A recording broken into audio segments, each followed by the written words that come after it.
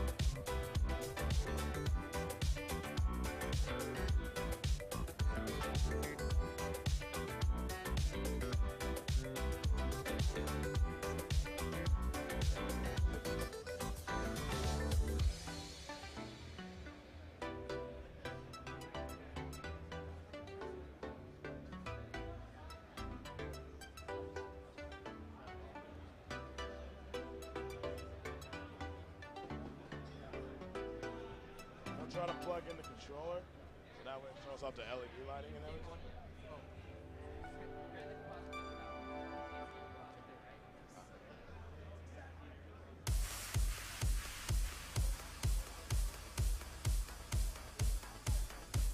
Larry, head over on the player 2 side.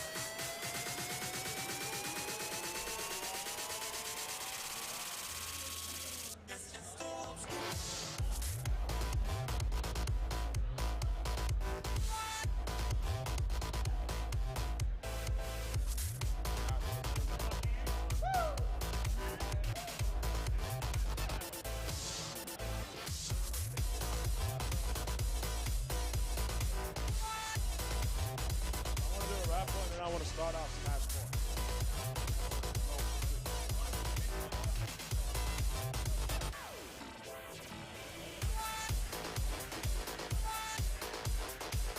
4. Mike.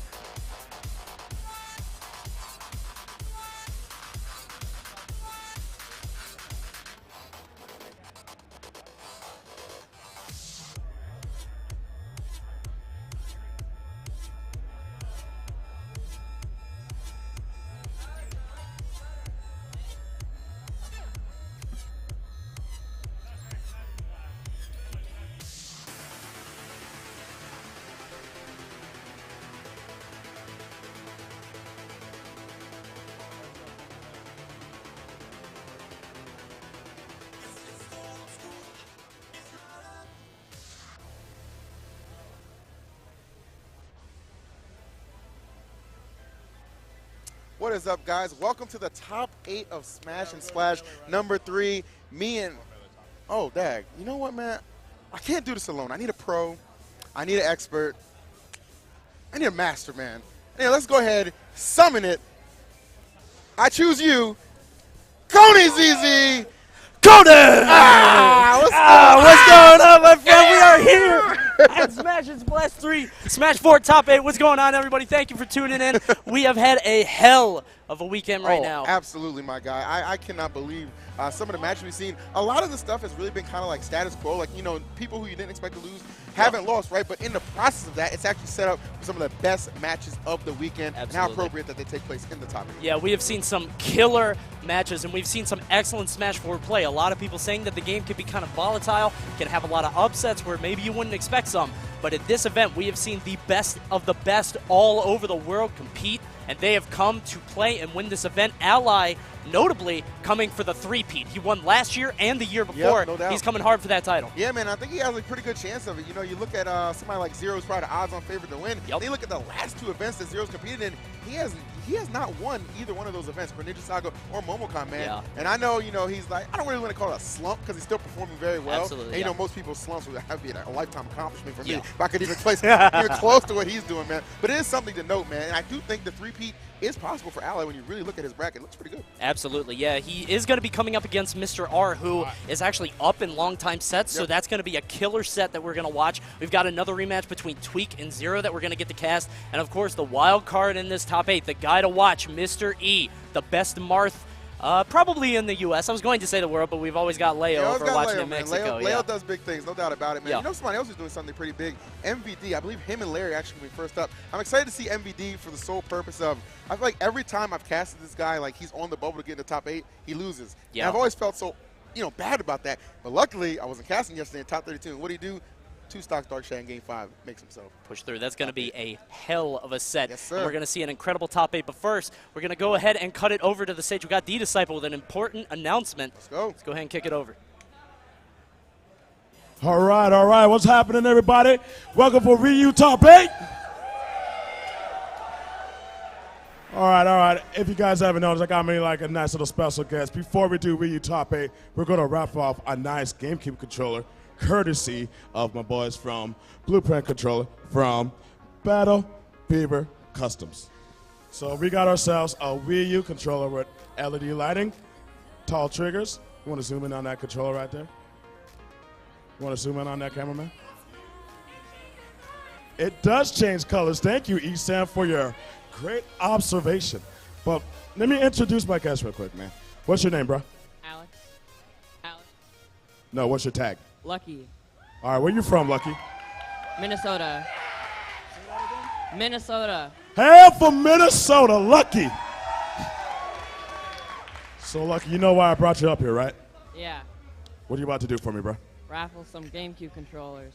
That's what I like to hear, raffle some GameCube controllers. So, Lucky, can you grab me the lucky winner out of that cup, please?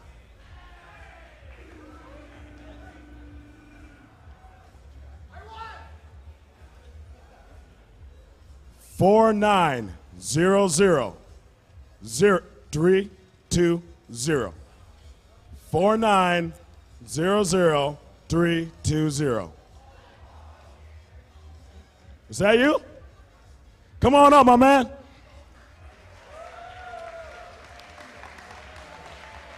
Pan over there. Come on stage, bro.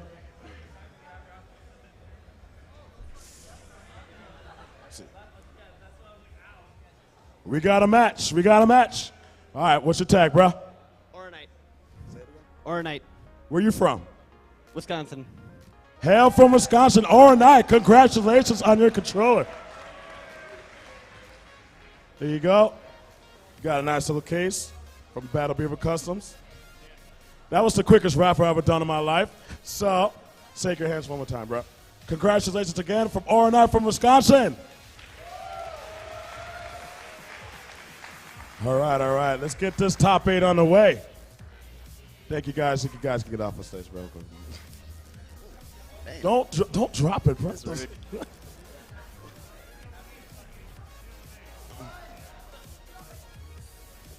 All right, let's get this top 8 on the way. Starting on player 1 side, can I get Panda Global MVD?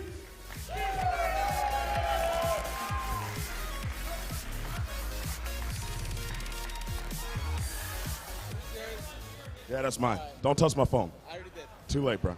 How you doing, man? I'm alive. No, I didn't expect you to get top 8. Okay. So you got to play Larry. Because I can. Because I have better hair than he does. Anyway. Look, man, you're about to take one L on the hair. Don't take another L for Larry Lurr, man. So how you feel about Larry Lurr right now? You know, he's just another person like everybody else. But he's pretty good. I have a lot of respect for him. But I'm here to win, not be his friend. So I'm looking to win, obviously. You know, we'll see what happens. No prisoners from MVD. Thank you, my man.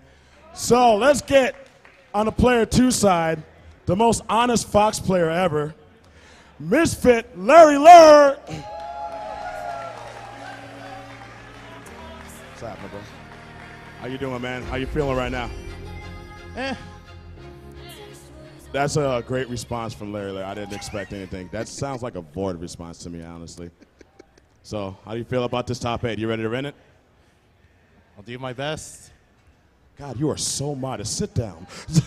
All right, so let's get top 8 on the way. I'm going to give it back to Coney and EE. Oh, thanks, bro. All right.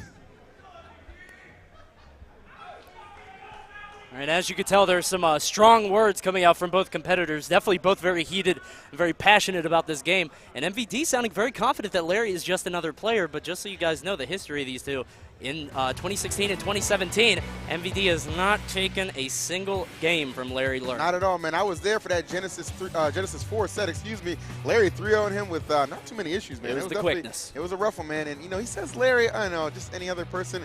I don't know, man. I was backstage, and by his own admission, he says, I'm not too good against Fox, man, so going up against the best, not going to get any easier. Absolutely, yeah. So overall in 2016 and 2017, shout out to Aussie Stats, by the way, who was able to provide us with this information. Much love. Yeah, absolutely. Thank you, Austin. So in 2016 and 2017, MVD is down 0-2 in sets to Larry and is down 5-0 in games, or I'm sorry, 0-5 in games. Larry came out ahead in Genesis 4 and at K-Tar Saga. So we'll have to see if this is any different here at Smash and Splash 3. You know, the environment's a little different. Exactly, maybe MVD man. can siphon that energy. That's really where I feel like if a player's going to perform, it's going to be on the top 8 stage. You know what Absolutely. I mean? You didn't make top 8 to get blown out with a 3-0, right? Absolutely. You want to put up a fight. Even if you go down, man, make it a game 5 last hit. Something to talk about, man. Get the people going. It is our opening match, so we want nothing but the best from both these guys. Definitely, and I'm trying to see this joint in HD, so let me go ahead and take these off. So we're going to see Fox against Diddy, matchup that we've seen a million times, seen Zero against Larry so many times. And that right there is experience right there. Absolutely. A ton on the part of Larry, man. You already know, if you can take out the best every now and then, going up against MVD, not to say he's a slouch by any means, it just gives you a little bit extra confidence. You know what Absolutely, I mean? Yeah. I mean, Diddy is a character that can kind of be defined very easily by the play style, the flair that the player brings to the character. MVD, honestly known to choose a lot more aggressive options, especially when landing, whereas Zero can be a little bit more measured. So if Larry isn't prepared for that, he might be caught, you know, kind of looking a lot of time as MVD is landing. If MVD can make the right adjustments and land correctly against Larry, I think he'll be in a good spot. Perhaps so. So I do have to mention, man, I always feel like that word adjustments, it's a lot deeper than people realize, because it doesn't matter how much you adjust to your opponent. Somebody like Larry, he's just going to adjust right back, man, and it's give it to you 10 times harder. That's one of the most scary things when dealing with a player like Larry. And personally playing one of the characters I believe is top 5 in the game, that being Fox. Yep. I don't care what anybody says. You know, I heard you say that yesterday on commentary. I forget on which match it was on. I assume it was, I think it was on I think it was Shufel? Snoople? Snoople, yeah. One of those two. Yeah. So I remember him playing. He was playing against Quez, the Little Mac. And I remember hearing you say that, and the chat kind of lit up. But I'm kind of in agreement. I mean, Fox, I think, is very solidly in that top 5 spot. He just has such oppressive ground control. His up tilt is so strong on the ground. It can rack up damage so quickly. It catches people when they're coming back to the ledge. Exactly. It's an excellent landing trap. It's a good ledge trap. It has so many uses. And I think Larry is definitely the purveyor of Fox and can show us what this character is capable of. Absolutely, man. But of course, we all know what Diddy can do, man. So that goes without saying. Yeah, that needs no explanation, man. Yeah. MVD, of course, not the most consistent guy in the world, but definitely when he is on his game, provides such a challenge for any of his opponents. So here we are, game number 1 underway. It's going to be contested on a Final Destination. Fun fact, these beautiful layouts by UR they actually get the information prior to before they even sit down.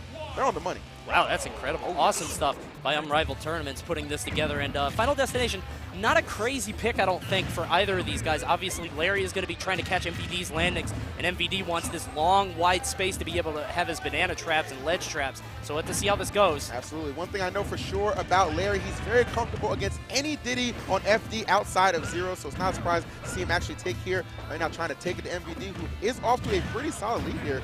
Keeping him in the air right now, bringing out the banana and trying to space very nicely, keeping control of the banana. One thing always got to take note of, how your opponent controls the banana, man. If you can do it just as good as the Diddy, you got a good shot. Exactly, yeah. A lot of Diddies know there are some players that you actually don't want to mess with and give them the banana. They can use it better than you can. I'm telling you, man, Larry can be one of them. There's even some matchups, man, I see Zero just electing just very limited when he does elect to pull out those bananas, in fact, because he knows sometimes the character, his opponent, just so good with him as well. But right now, it is a pretty even contest, I must say. And right now, MVD gets that back throw. Ooh. Kind of a surprise on Larry, almost dying. A little bit of suspect DI, but he's able to make it back. You're going to see MVD go for that down tilt confirm, or just hope that Larry slips on the banana himself, a little bit of slapstick, yes, and he gets that up smash. Absolutely, man. That was just great presence of mind by MVD and a lot of patience behind that decision as well. Kind of letting Larry make the first move, just there to capitalize perfectly. As we see Larry, though, take control of the stage and just going to go ahead and just fling out those up airs. Just so imposing and so powerful as you see him immediately back into this match. You cannot stay in the air against Larry. If he gets you with one up air, he's going to get you with 5 more, as MVD just figured out. That is not an over-exaggeration either, man. Shouts to Fatality. Yikes. Yes, sir. That set is a massacre.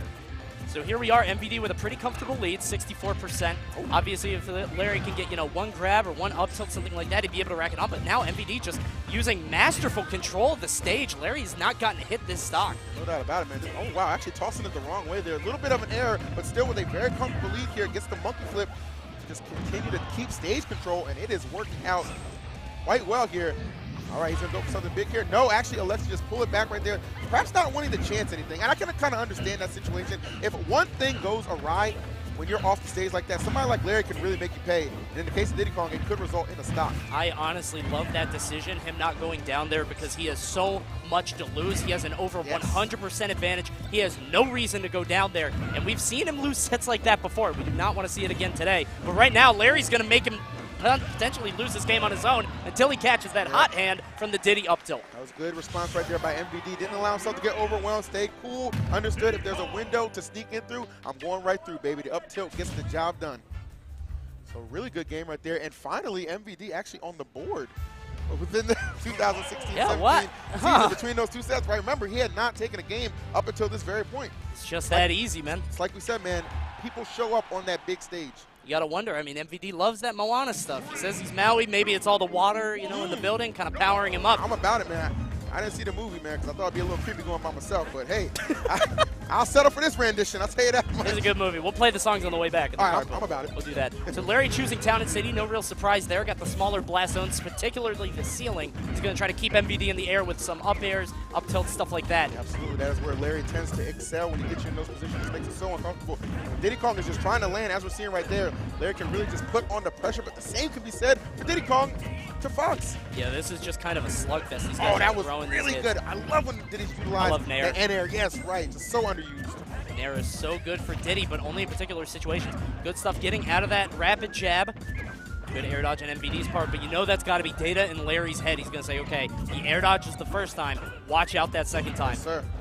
All right, off stage here, monkey flipping back. Ooh. Excellent tech by MVD. Good presence of mind. And again, he air dodges the first time, and he waits for it, but he clips the first hit, doesn't get the second. And that second one is the one needed to finish things off there. So MVD catching a little bit of a break here, though Larry still on the offensive right here. MVD definitely looks like he came to play. He's doing an awesome job. This forward throw might be able to do it. Yeah, just barely surviving. All right, well, like he had a read on that side B, but didn't position himself too well to avoid the hit. I feel like Larry kind of dropped his conversion there, allowed MVD to recover on stage, and there's the air dodge again. MVD keeps going for that, and it's kind of peculiar because MVD is known to pick very aggressive landing options usually, so I think Larry's just waiting for the air dodge, and he gets it. MVD getting another stock with that up tilt there. Yeah, for sure, man. Not allowing himself to get overwhelmed here, despite that good little momentum that Larry was starting to build right there. MVD just immediately able to kind of cool it down here and keep himself well within this battle.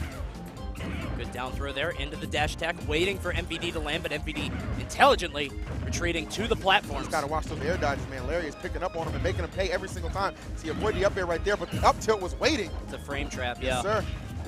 One of the other good jab, grab, gets him in the air. Doesn't even wait for the air dodge, but he still gets the up air. It's relentless right here on these up airs, man. You said it best. Hits one, you can expect a whole bunch to come through. He's lucky that banana was actually there, probably preventing Larry from committing to going for the up smash. Absolutely. Which could have been the stock loss here.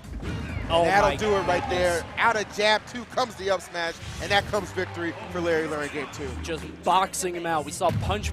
He did a short hop nair over his shield to mix him up. Got one more punch, and then the up smash just all over, man. That was like a final fight Streets of Rage sequence there. That was wild. Awesome stuff to Larry, who takes game 2, trying to solidify his dominance over MVD typically. I mean, like you said, MVD winning that first game was huge in terms of momentum. I wonder if Larry's just going to, kind of squelch that right away. Well, one thing that's probably that might work in advantage, to MVD's advantage, is the fact that he's looking at, he won the first game, right? So now Larry has to play on his counter picks too in those situations that really can define how this set's going to kind of shape up. Smashville's the pick for the next game. Not really a surprise here. Started on Final Destination. MVD had firm control there. Smashville's pretty similar in terms of stage layout. Yes, sir. See how this goes. Larry winning the war of the buttons there with that jab. Nice dash attack. Yeah, seriously good patience on the part. Expected that monkey flip. MVD did not disappoint. Easy MVD, again, just choosing aggressive options. He's always known to do that, just throw out aerials when he has a chance to, and Larry isn't really spacing or respecting them.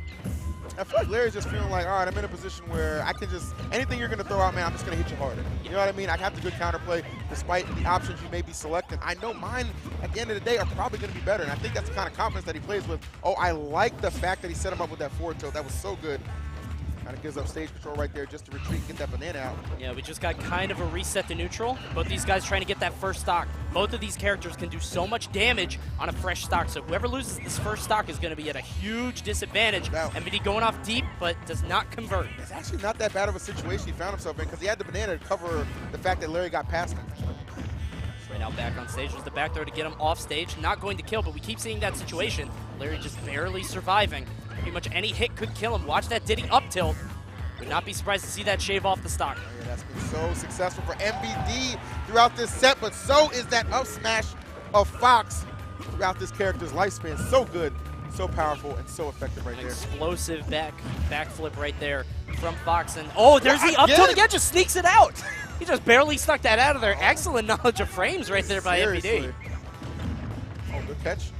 You gotta watch that monkey flip. That is the bane of Diddy's, and it's very easy to kind of autopilot and just monkey flip back to the stage no matter what. Even the best Diddy's can do it, and right now Larry is punishing him hard. Yeah, showing him what the best Fox is capable of right now. What a back air. Knocks him off that platform, off the stage here. Trying to recover there. The pressure is on, but somehow able to escape it just a little bit. Ooh, but that nair gonna confirm into the up smash. And Larry, one game away from moving a little deeper into this loser's bracket. It was just so unfortunate for MVD. He got the weak hit of that nair and popped him right into the up smash. Those opportunities, man, you can't give them to Larry. He's going to find them every single time, representing Misfits very well in this set. I mean, that's a hell of a pickup, for both these teams, man. You already know MVD. We do give him. We admit he does underperform at times, you know what I mean? But as he's showing us, when he's on his game, he can keep up with the best here. Definitely, and it's only because he set the bar so high initially. I mean, if he didn't reach those heights, we wouldn't be giving him the stuff that we do now. Awesome player, and that's why he's here in the top 8 against Larry. Going to be going out to Game 4 in this 2-1 situation in the favor of Larry Lurr. And it looks like we're going right back to Town and City. All right. Very critical game here for MVD, looking to keep his tournament hopes alive. Larry, of course, looking to snuff him out, trying to start out pretty explosive here. It's a couple of good hits to start things off. Oh, the walk away. That's so good. Walking is so good, really, because characters, you have full access to your entire kit when you just walk away like that. You know what I mean? Like so many options you can just cover. Absolutely. You see some pivots coming out from Larry there, just these micro spacings. No way. No way. Burn, he got him. Burn. Woo! Lit him up with that up B, and right now MVD is reeling down an entire stock in this Game 4 situation. He needs to pull something out now, but this is not it! Yep, and that is so good on the part of Larry. When you get caught in that situation, the best thing you can do is just wait. Just wait, just drift down a little bit right there. Let Larry try and make the first move and make a play around it, because I've seen him set people up so many times. and that confirmation is the end of a stock. In the end, That was crazy. a quick end to a very competitive match. 40-second That was game. crazy. That was crazy. 40-second Big ups to game on Larry that one. Lurr Damn. as he advances. That's Awesome shorter than it stuff takes to from make a Hot Pocket. It's real talk. You can't put in a bag of a Pop Secret for that All long. right, You'd just be stuck.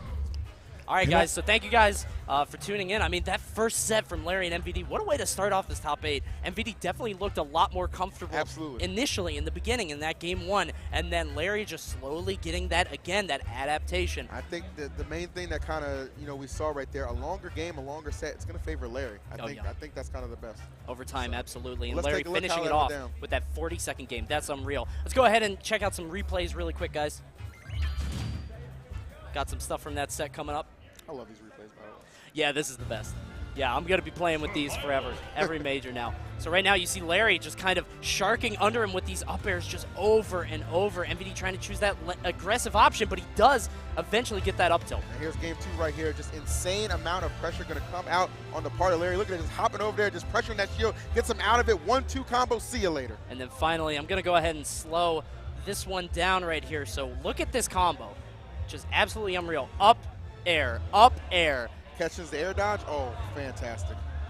And you can see it on MVD's face. He knew right there. Yep, that's all it took. Great stuff to Larry Lurr.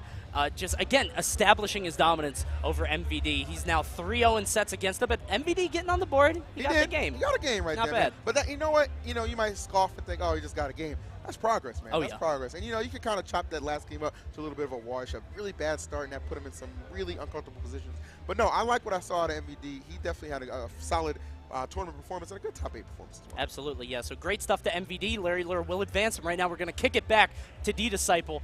Go ahead and introduce the next players, D. Take it away.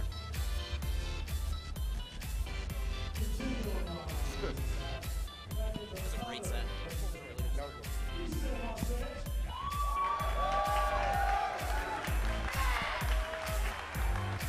What's going on, brother? Glad to see you back on stage, especially after Combo Breaker. How you feeling? I'm feeling pretty good. Top 8's always good. I'm excited for this match. All right, how you feel the outcome result's going to be between you and Mr. E? Well, I mean, it's definitely the battle of the Erics, but I think I'm the better one right now, so we'll see how it goes. All right, this is good. Take a seat, bro. And on my player 2 side, can I get Team Rivals Mr. E? How you feeling today, man? How you doing today? Feeling good. All right, so it's a battle of the Erics according to the other Eric. Who do you think is going to take it? We'll see. Okay, we'll see. Take a seat, bro. All right, I'm going to bring it back to you, to Coney and EE. Take it away. That's always such a difficult question, right? Like, he's basically saying, are you gonna get stomped, or are you gonna do the stomping? It's just like, what do you want me to say? Yeah, you know what I mean?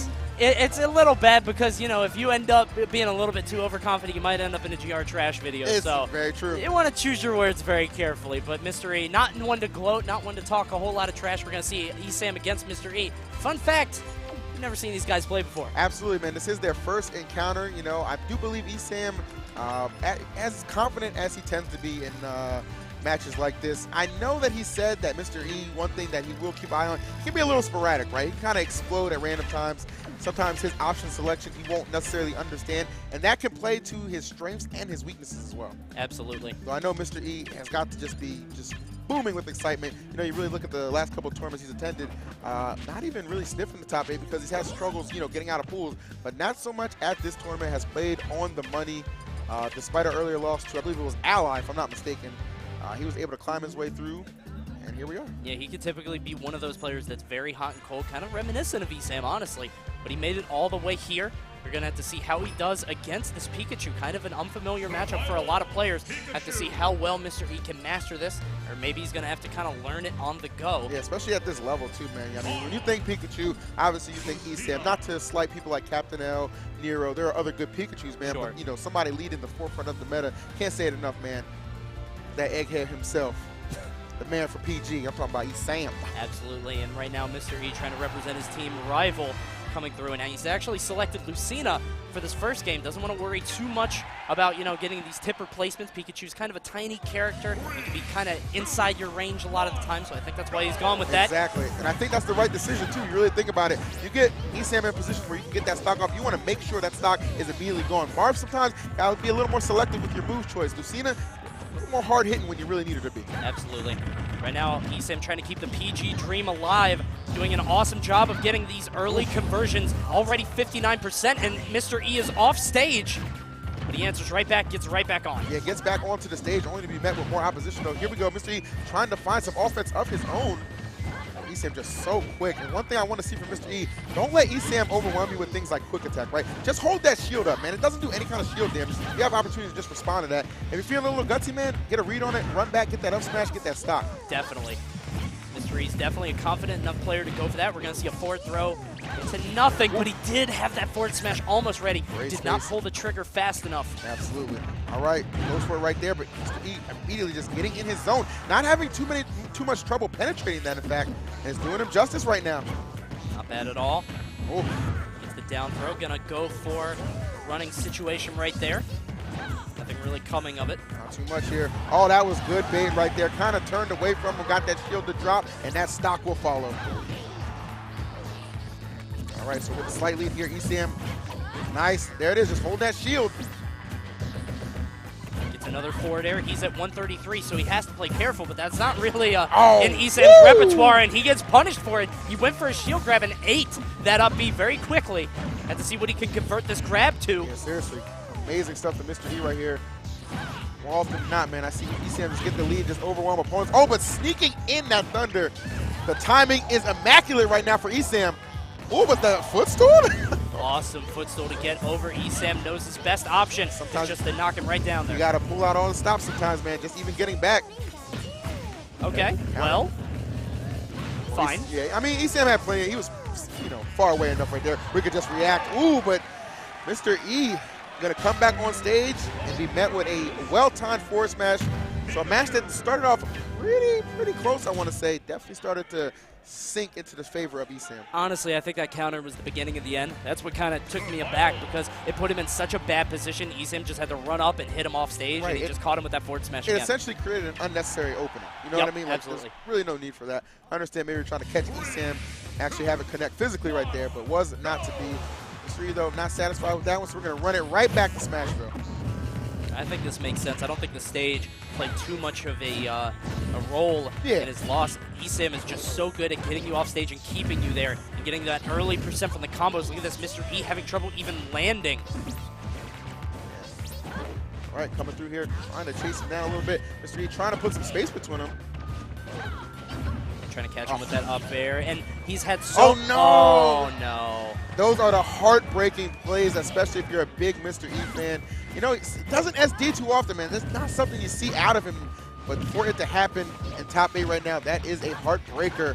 And could very well go a long way to dictating how this set shapes up. Yeah, especially in loser's bracket. ESAM even taunted after it, saying, I'm just going to take that if you're going to give it to me. Of course. ESAM loves to get in your head. Oh, like, that is why he never shies away from trash talk. Like, he knows exactly what he's doing. Understand this game is not all about just pressing the sticks, man. It can be quite mental as well. Does not have a jump. He's going to have to use that. that. Oh, wow, just sit him down. Great trades there for ESAM. Understanding the position he's in. All those trades are going to benefit him. Put Mr. E further and further away on the left side and just eventually wrap things up. ESAM said something to the crowd. Weren't able to hear it, but I mean, at that position, when you're one stock up, pretty much anything you do when you're off on the side, what's the worst that's going to happen? You're going to lose a stock? Fine, it doesn't matter. The other guy's only got one. And now Mr. E opting to go with Marth for this Game 3 situation. This is do or die. You have to, I feel like players like Mr. E, they do put a lot of confidence in the secondary characters. And for Mr. E, that is like, his cloud is Lucina. But, you get in a situation like this, I mean, Old Faithful, man, Old Reliable. Absolutely. Nothing like it sometimes, man. That's where you got to fall back. And even just being able to get a game can really just give you that spark you need to try and mount this comeback. Going to be a difficult one. Don't get it twisted, man.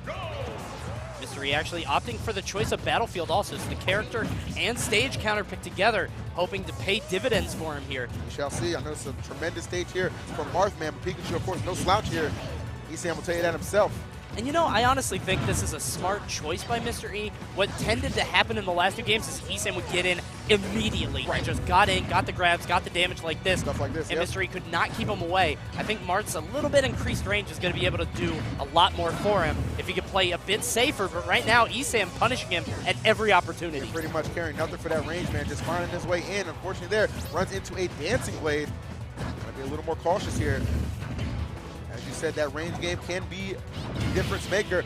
Oh, I like that thunder. And Mr. E right there just not even expecting it. And it's one of those moves, like, you know it's always on the horizon, but sometimes you do just kind of let your guard down. Yeah. And it can't be the difference maker between if you're going to get a stock, a hard punish, or not. Especially in that kind of position, man. When you're on stage, you have firm stage control. You're waiting for the ledge get up. I mean, ESAM, as you said, very comfortable on this stage. It's because of stuff like that. Yes, sir. Knows he can surprise people. No. And, oh, jeez. Yep, overshooting and landing a little bit right there. Not going to do himself any favors. Yeah, this is not looking good in their first encounter between Mr. E and ESAM. I mean, ESAM now up 2-0, looking for a quick 3-0, and that would have killed if it was Lucina. Maybe this character counterpick, unfortunately, in that situation, coming back to hurt him. I mean, you did allude to the fact earlier on that, you know, the fact that you have to try and get that tipper more often than not can be a hindrance at time. Not the case for Lucina, man, but too late to change now. Yeah.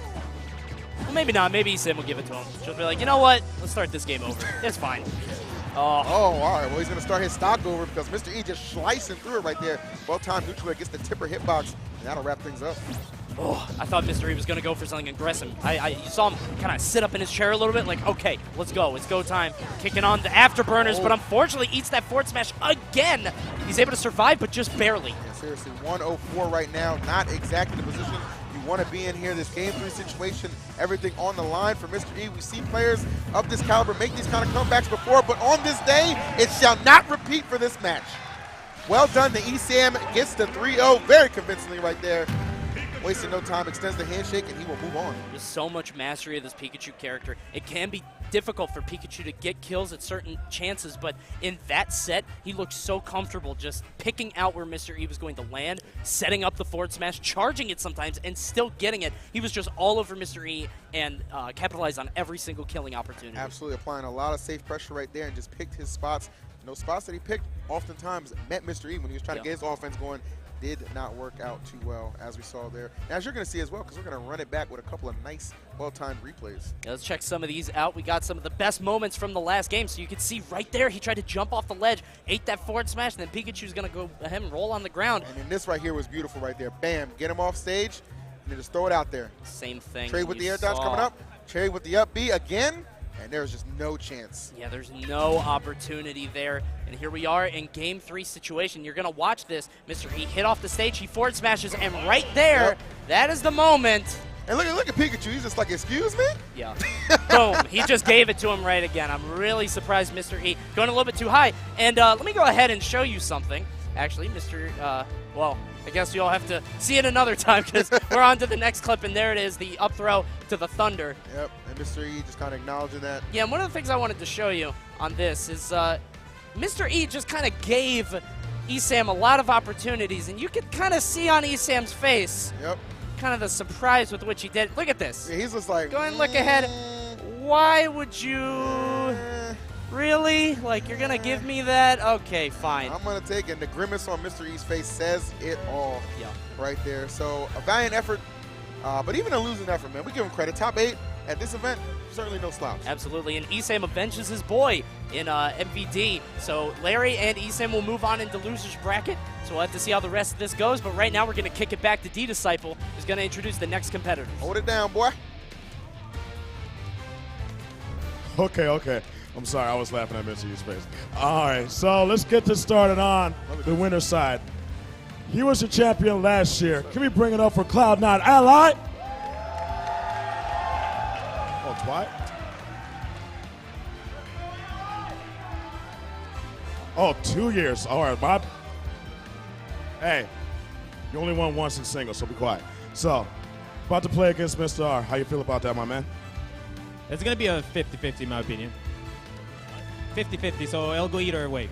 Either way. Sounds good. All right, on the player 2 side, can I get Mr. R?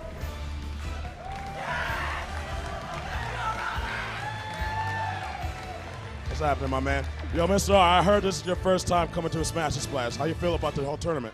Yeah, this is actually my first time here. I haven't done much splashing yet, but we still have all day today, so I'm probably going to do that afterwards.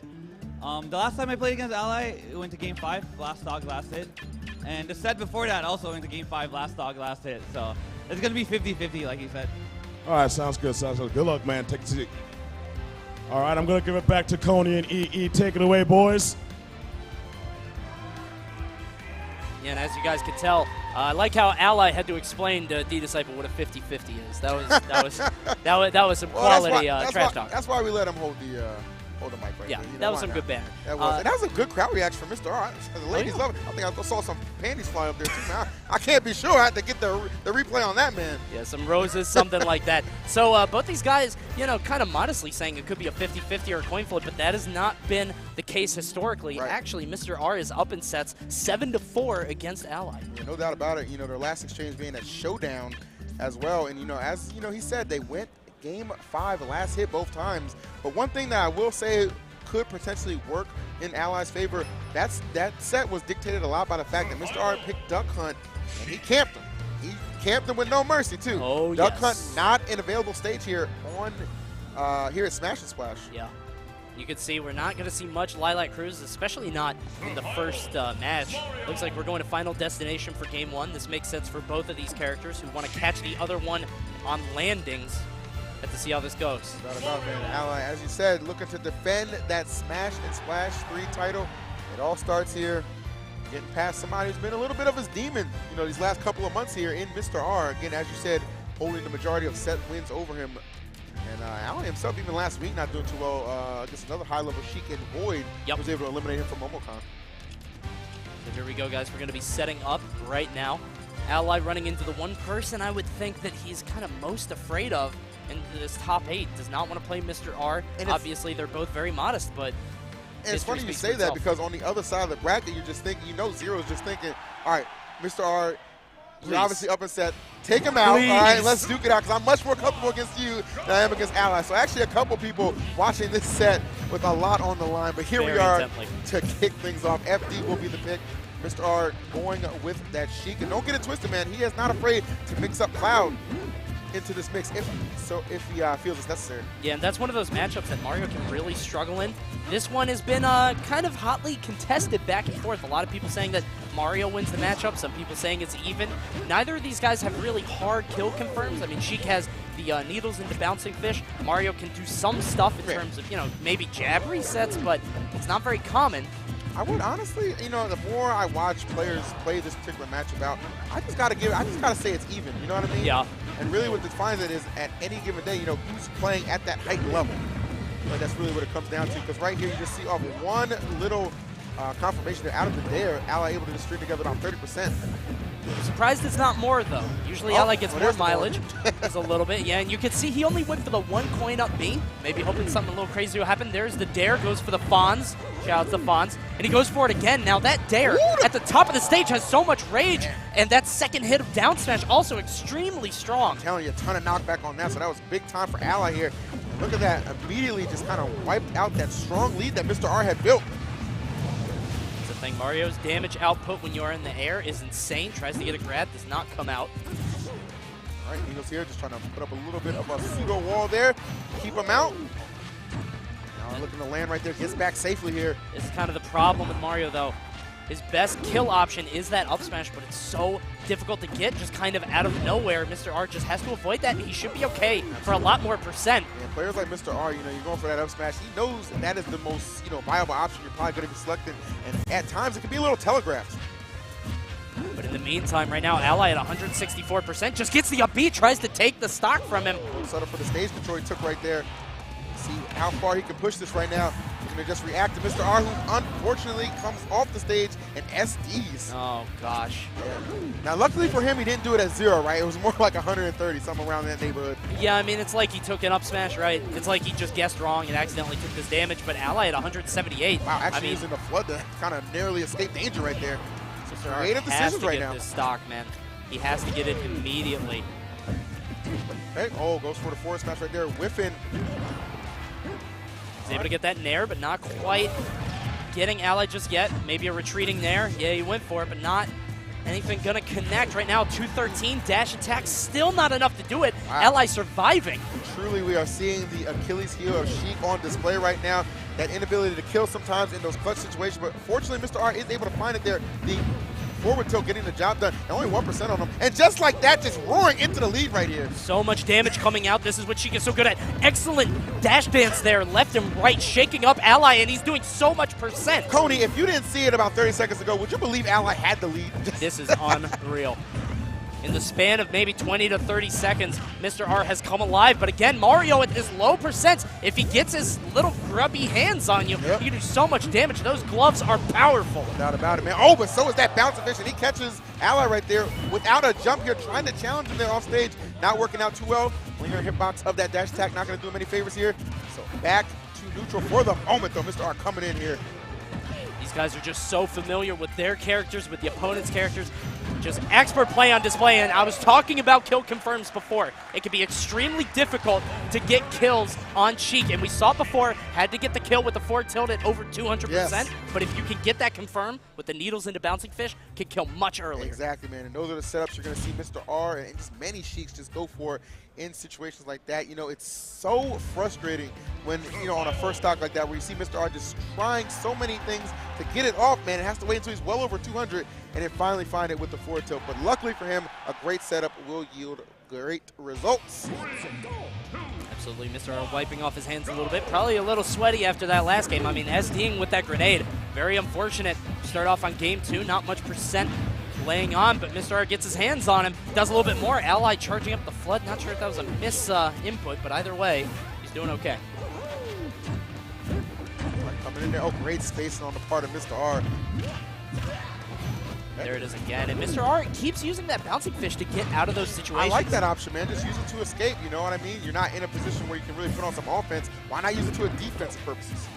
Way better than, you know, maybe air dodging or parrying. Yep. Really nothing else is going to get you out of those. There's the up B, just a little bit more damage. Right now, Ally with a slight lead. Loading on that percent right there. All right, Mr. R electing to go high right here, but Ally trying to have the read on it. You can see Mr. R trying to use that bouncing fish in a retreating manner. He's able to get away, kind of punish Ally for overextending. Oof. All right, and just weaving and bobbing in and out here. Mr. R not overcommitting to anything. Satisfied with the damage and then just kind of reassesses the situation. Yeah, we saw it last game. He's trying to play a little bit out of Ally's range. A little melee-esque with those dash dances, and he gets him with the DI mix-up with that up air. Kills him at only 107. That's pretty early. Yeah, seriously, because the one thing he did really well right there, he didn't give him the opportunity to decide if he was going to air dodge or not. Just threw it out there. Comes up big. All right, putting this pressure on right now. Oh, no, my goodness. I don't know how that didn't connect. So close. If he didn't reverse it, if he went just straight, it definitely would have connected. But unfortunately, went a little bit too far. Gets the forward air again. But right now, Mr. R at 145%. Oh, smooth, excellent baby. pivot grab. A little bit of a moonwalk between that, too, baby. You see how Mario be sliding. He was just right in his head with that. Right now, 50%. Mr. R going to tack on safe damage. But unfortunately, wow, with that, he did not extend at all. I thought he was going to keep going for up tilts, but he knew that Mr. R was going to get out of it, but he's not getting out of this one. He did a good thing, kind of just trying to run behind him right there and just maybe just reset the situation, get another grab off of him. Not yielding him too much success though right now. Mr. R has just got such a read on what Ally's going to do in these forced defensive positions that he's getting caught in. See right there looking for the frame trap. Right, grab. Not looking good for Ally, but he gets you in the air, and that air dodge for Mr. R could have spelled disaster. He wasn't quite far enough to the left, but Ally, that's data in his mind. He knows that Mr. R is going to air dodge. If he gets a down throw near the ledge, that could do it. Yes, sir. He's able to connect, man. Got to be so careful right here. 130 gets the stage control right here. Flood charged up. Going to try and put it out there. Fireball to follow. Tries to get him with a dash attack, trying to catch his hands, maybe for a stage spike.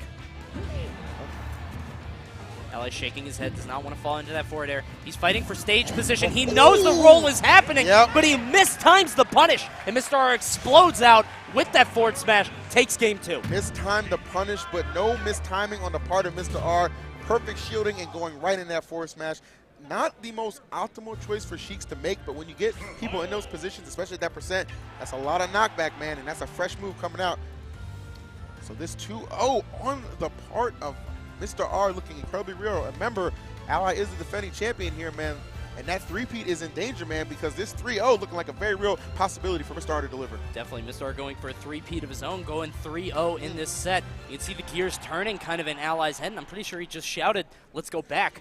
So Ally deciding, kind of choosing this hill to die on, saying, hey, Final Destination isn't the reason that I'm losing. Right. And you can see as the set is going on, he's trying to catch Mr. R coming in for these grabs. He's trying to barely outspace him, try to be just outside of range. But Mr. R just always kind of one step ahead. Let's see if he can make the right adjustments. You notice there, he's not doing down throw anymore. He went right for up air, down air, or I'm sorry, up throw, down air. Nothing really coming of it, so he's just going right back to up tilt. Yeah, that lower percent just kind of elected to, you know, find a new option here. Just try and maximize the amount of damage that he's, you know, he hasn't been able to get on Mr. R, which is why he's just been able to pull ahead so many times here. Oh, That's good it, the jab reset here. Turning it up, baby. And Ally himself kicking it into another gear right now, and that is something he needed big time. Now it's going to be all about how long he can maintain this lead here. Mr. R already just on the hunt again. I like that preemptive up B, though, on the part of Ally, escaping that pressure situation. Very smart. He does not want to recover low. Ally answering back with that three-piece extra crispy, that triple jab into the forward smash. Oh, come on, man. I ain't had lunch yet. Don't tease me. Don't do it. So that's one of those things that, again, we didn't really expect Mario to get. That's kind of a very situational kill setup. If he can get it, it's so powerful. Ally just has all of his tools at his disposal. Such a master of this character. We're seeing why right now. Throwing out that nair. Ooh, going to settle for these up airs here. Cap it off with that up B, and then try and bat him down with the flood. Solid lead here for Ally. And it could be incorrect here, but I'm pretty sure that Ally has not landed a single up smash this set. And a lot of people I know complain about Mario's up smash being so spammable, so easy, you know, to hit. But, I mean, if Mr. R can do it, anybody can. Just avoid it. It's easy. I don't know about anybody. I hate lying to the viewers, but it is possible, man. Oh, and it is possible to make a comeback like Ally did right there. Down 2 games. Why not go ahead and retaliate with a 2-stock that dare with incredible knockback, catching Mr. R in the air and sending him flying. Dare is so powerful with rage. Yep. It's one of those moves that, you know, doesn't have much early on, and it doesn't really do a whole lot with the opponent scaling. But with rage, Mario can kill you at absurdly low percent. I know. I've seen that so many times on characters like Kirby, Olimar. Crazy. Ridiculous knockback there.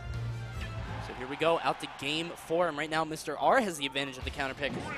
Okay, so we're not going to utilize it. Back to FD. Well, you can tell both these guys are incredibly comfortable on this stage here. Mr. R not looking to switch things up at all. Probably not content with how that one went down. Yeah. I mean, I know he didn't want to get 2-stock. Yeah, of course. Somebody like Mr. R, you know, the caliber that he is, you know, that's not something you see every day. Definitely. So Ally here is fighting to keep his winner's bracket hopes alive. As we said, a lot on the line for this guy, man. Absolutely. There's that forward throw. Good nair by Mr. R. He's got Ally in the air. Going to try to keep him there with that trade, but Ally, excellent dodge on that grab there. Spacing over his head with that nair right here. Here goes Mr. R with a nair of his own.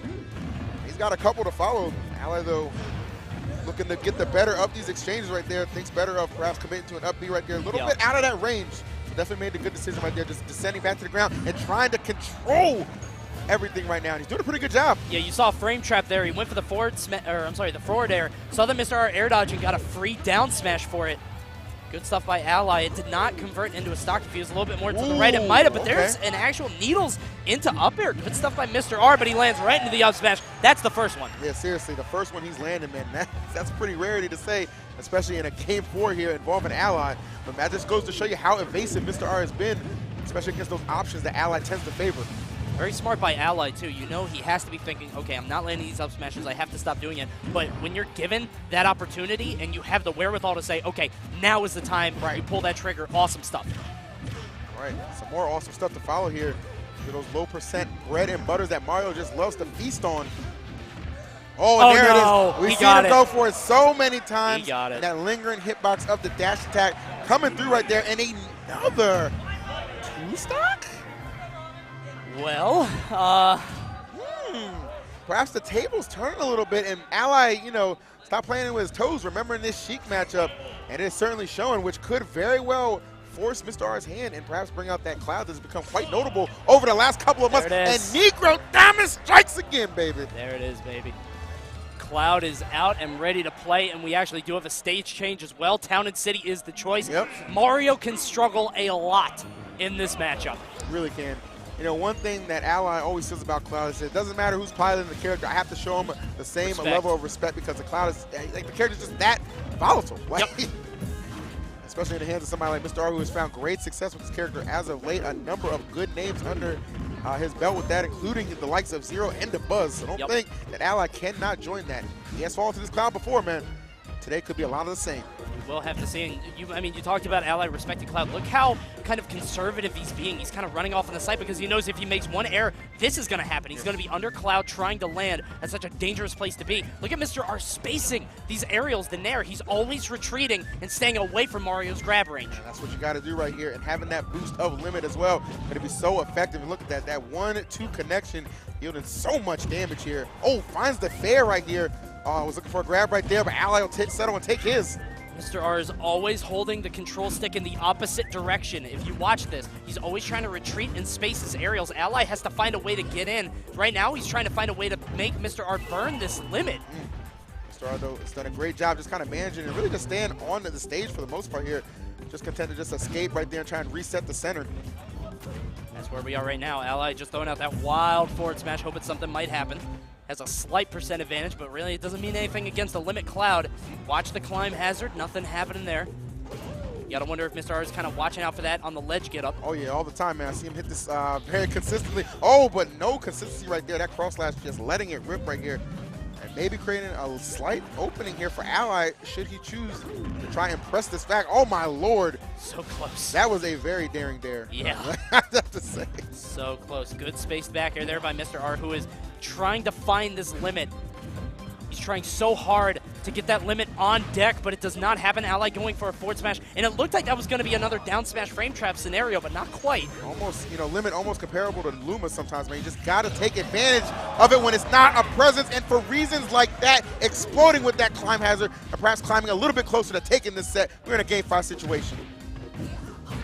Ally throwing out that up smash. He's really trying to get this kill. And this could be one of the most frustrating things when you're playing as Mario, when you cannot get that kill confirmed and Cloud is just juggling you over and over with that up smash. It takes so much percent, man. Before you know it, you're already well within kill percent before you've even gotten one off of his. Fortunate for Ally, though, he does find himself still at a very manageable position here, only 41%. But he's got to play this so close to the chest. Not even back throw is going to kill. He does have the flood. Okay, and I was expecting Mr. R to use that in a very aggressive manner on his return.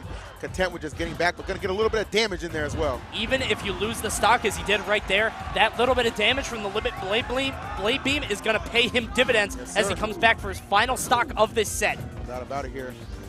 We are down to the wire against these guys. Ally trying to figure something out, trying to penetrate this zone. Without about it, just thinking grab right now.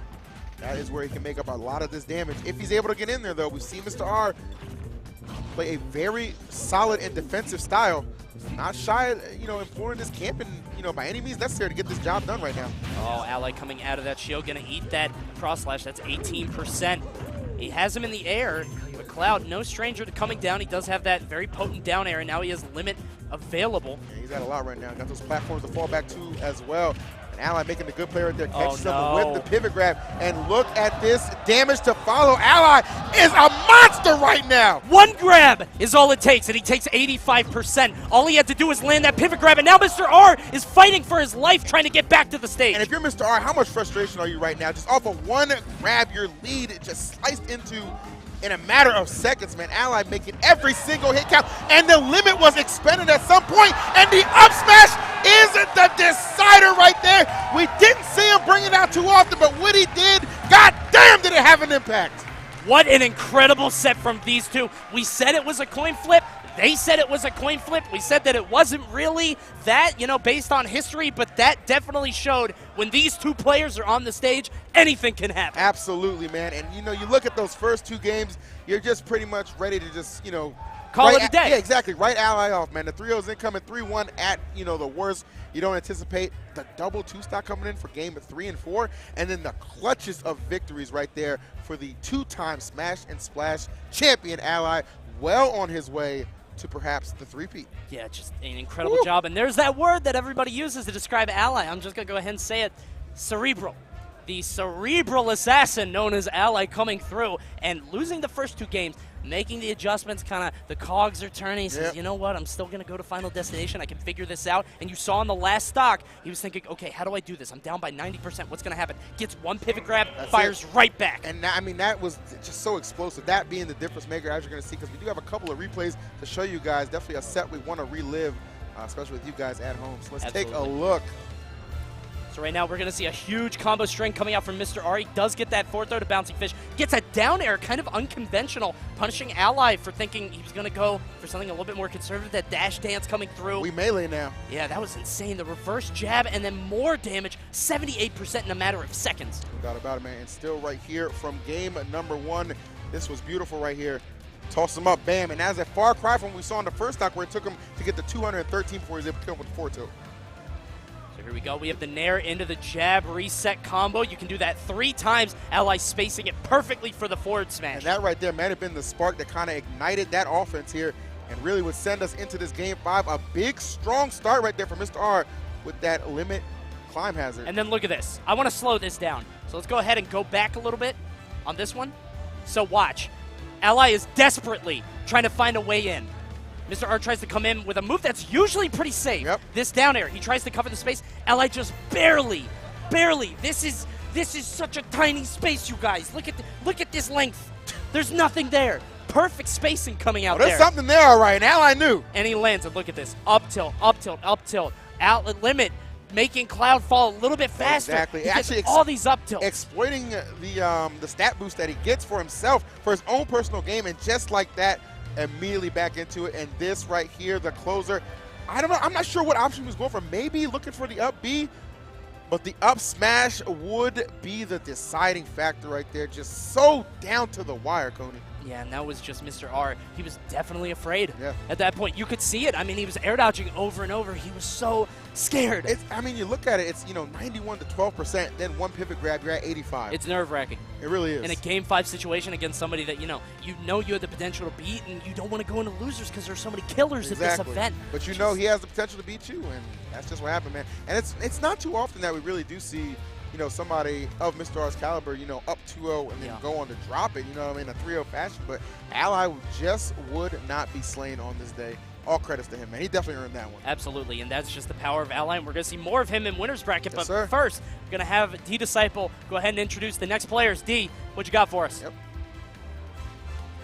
That was a nutty winning semis final. Give it up one more time for Ally for that comeback. And you say Mario's not top 5. All right. So anyway, let's get the other side of winning semis going. Can I get TSM 0 on stage?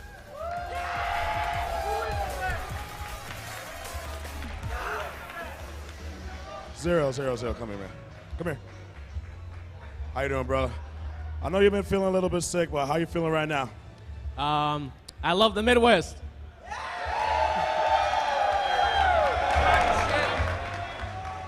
Pandering harder than Hillary Clinton. All right. So, on player 2, can I get Tweek on stage? Phoenix 1, Tweek.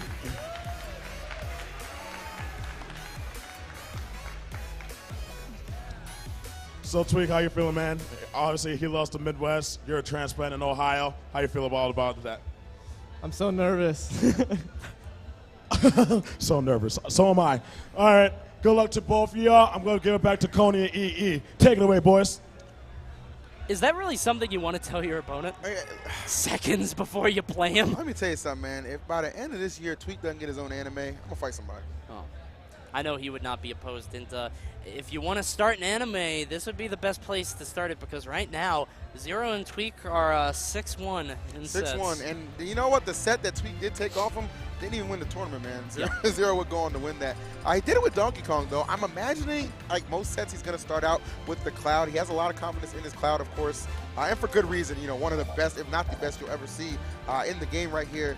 But you already know, man, Zero just plays, when he has the winning record against an opponent, he plays with that heightened level of just confidence, right? And it's oftentimes kind of written on his play how he'll just go in, try and dictate the pace, control the flow, and really just overwhelm.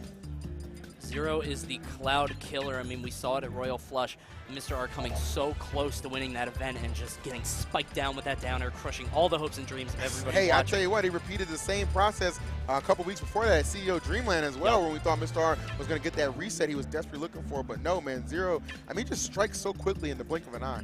Now, now that they can't hear us, I was talking to Tweek yesterday. Talk to me. And he said, you're going to hate me when you're casting this tomorrow. I said, why? He said, I said, you're going to go Bayonetta? He said, nah, I don't know. But I'm definitely going to try to time him out. So I think Tweek is going to play very conservatively, play very safely unless the game plan has changed. We will have to see. He is going to go with that cloud, as you said, against Zero. And it just to bring you guys back to K-Tar Saga, where Tweek brought out the Donkey Kong really for the first time, busting it out, taking this crazy train through losers, and then getting absolutely demolished by Zero. I know he's afraid to bring out Donkey Kong, but Cloud, it's also kind of scary. I'm not sure how this is going to go. We'll have to see. Well, you know, you allude to the fact that he's, considering going for the timeout here. That'll be interesting to me because really, like, you have to gain such an early lead here on Zero to really implement that kind of strategy, well, which is exactly what he's doing here, winning that neutral exchange here and getting 39% for his efforts. Yeah, and that's probably the reason why he wanted to strike here, just trying to keep Zero in the air. Yeah, those tri-platforms going to yield, to that advantage, sure. Exactly, yeah. Just able to shark under those with up airs, up tilts, things like that. Right now, he immediately goes for that limit. He wants to make sure that he has it every time Zero knocks him off stage. Otherwise, bad stuff can happen. Some bad stuff right now for Zero. He is struggling here. I think he might be kind of a little bit aware of what Tweek's strategy is. I know a lot of these top players, man, they talk. So, you tell something to one person, everybody knows it. Good stuff by Zero there with that quick back air. Tweek having the presence of mind to immediately shield it. And you could see him, he's camping on that top platform. He's not going for anything crazy. You know what that reminds me of? You remember Wolf in Brawl? How he would get this stage and he would just hold that top platform for certain matchups? Yeah. It was such a pain to deal with here. Of course, he didn't want to be off stage. Exactly, man. Of course, Zero just so seasoned a player, understanding there's plenty of time on this clock, man. There's no doubt in my mind he's going to find a way in. Just like that here. It's hard to hold that top platform when you can't even get back to the stage here. Yeah, and it's not really working out for Tweek right now. He does have a little bit of an advantage, but keep in mind, he started this match at, I think, a 60% lead, and right now it's just kind of dwindling. He's up in the air, but Zero finding these opportunities to get him off stage. Sometimes I do wonder, you mentioned he's going to go for that timeout. Is he patient enough to really do it is my question. Yeah. It's hard to say. I mean, Tweek not really known for being a patient, kind of campy defensive player. Yeah, I always find Tweek's matches to be pretty exciting, honestly. Like, he knows when to switch the gears, but to do it for, 6 minutes is not the easiest thing in the world here. And we've seen Zero has just taken the lead. Ooh, but gets off that stage a little unsafe. And Tweek will take the stock. Limit Blade Beam to the rescue. Perfect use of resources. He went for the up air to kill the banana. Zero thought he had an opportunity to land. I think he did have an opportunity because he just landed a big-ass dare right there. Keep himself right in this match. That's what happens when you deviate from the game plan for even just a second. He tried to get off the screen, tried to do something to Zero. It did not pan out, and he paid for it. Yes, sir. He paid for it dearly right here.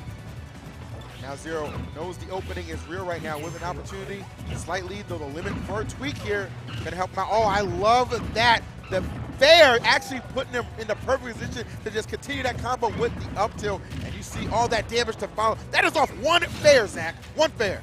Jesus, he takes all that damage, has to use the limit. One fair converting into so much. And right now, he's going to have to use this jump up B intelligently, but it's not enough. Doesn't matter how big your brain is, you're going to catch these hands. Diddy hits the dare. Zero takes game one. There it is, man. It just, the striking ability of Zero, man, when he gets on the ball, let me tell you something, man. It's like rolling down a hill. He ain't going to stop.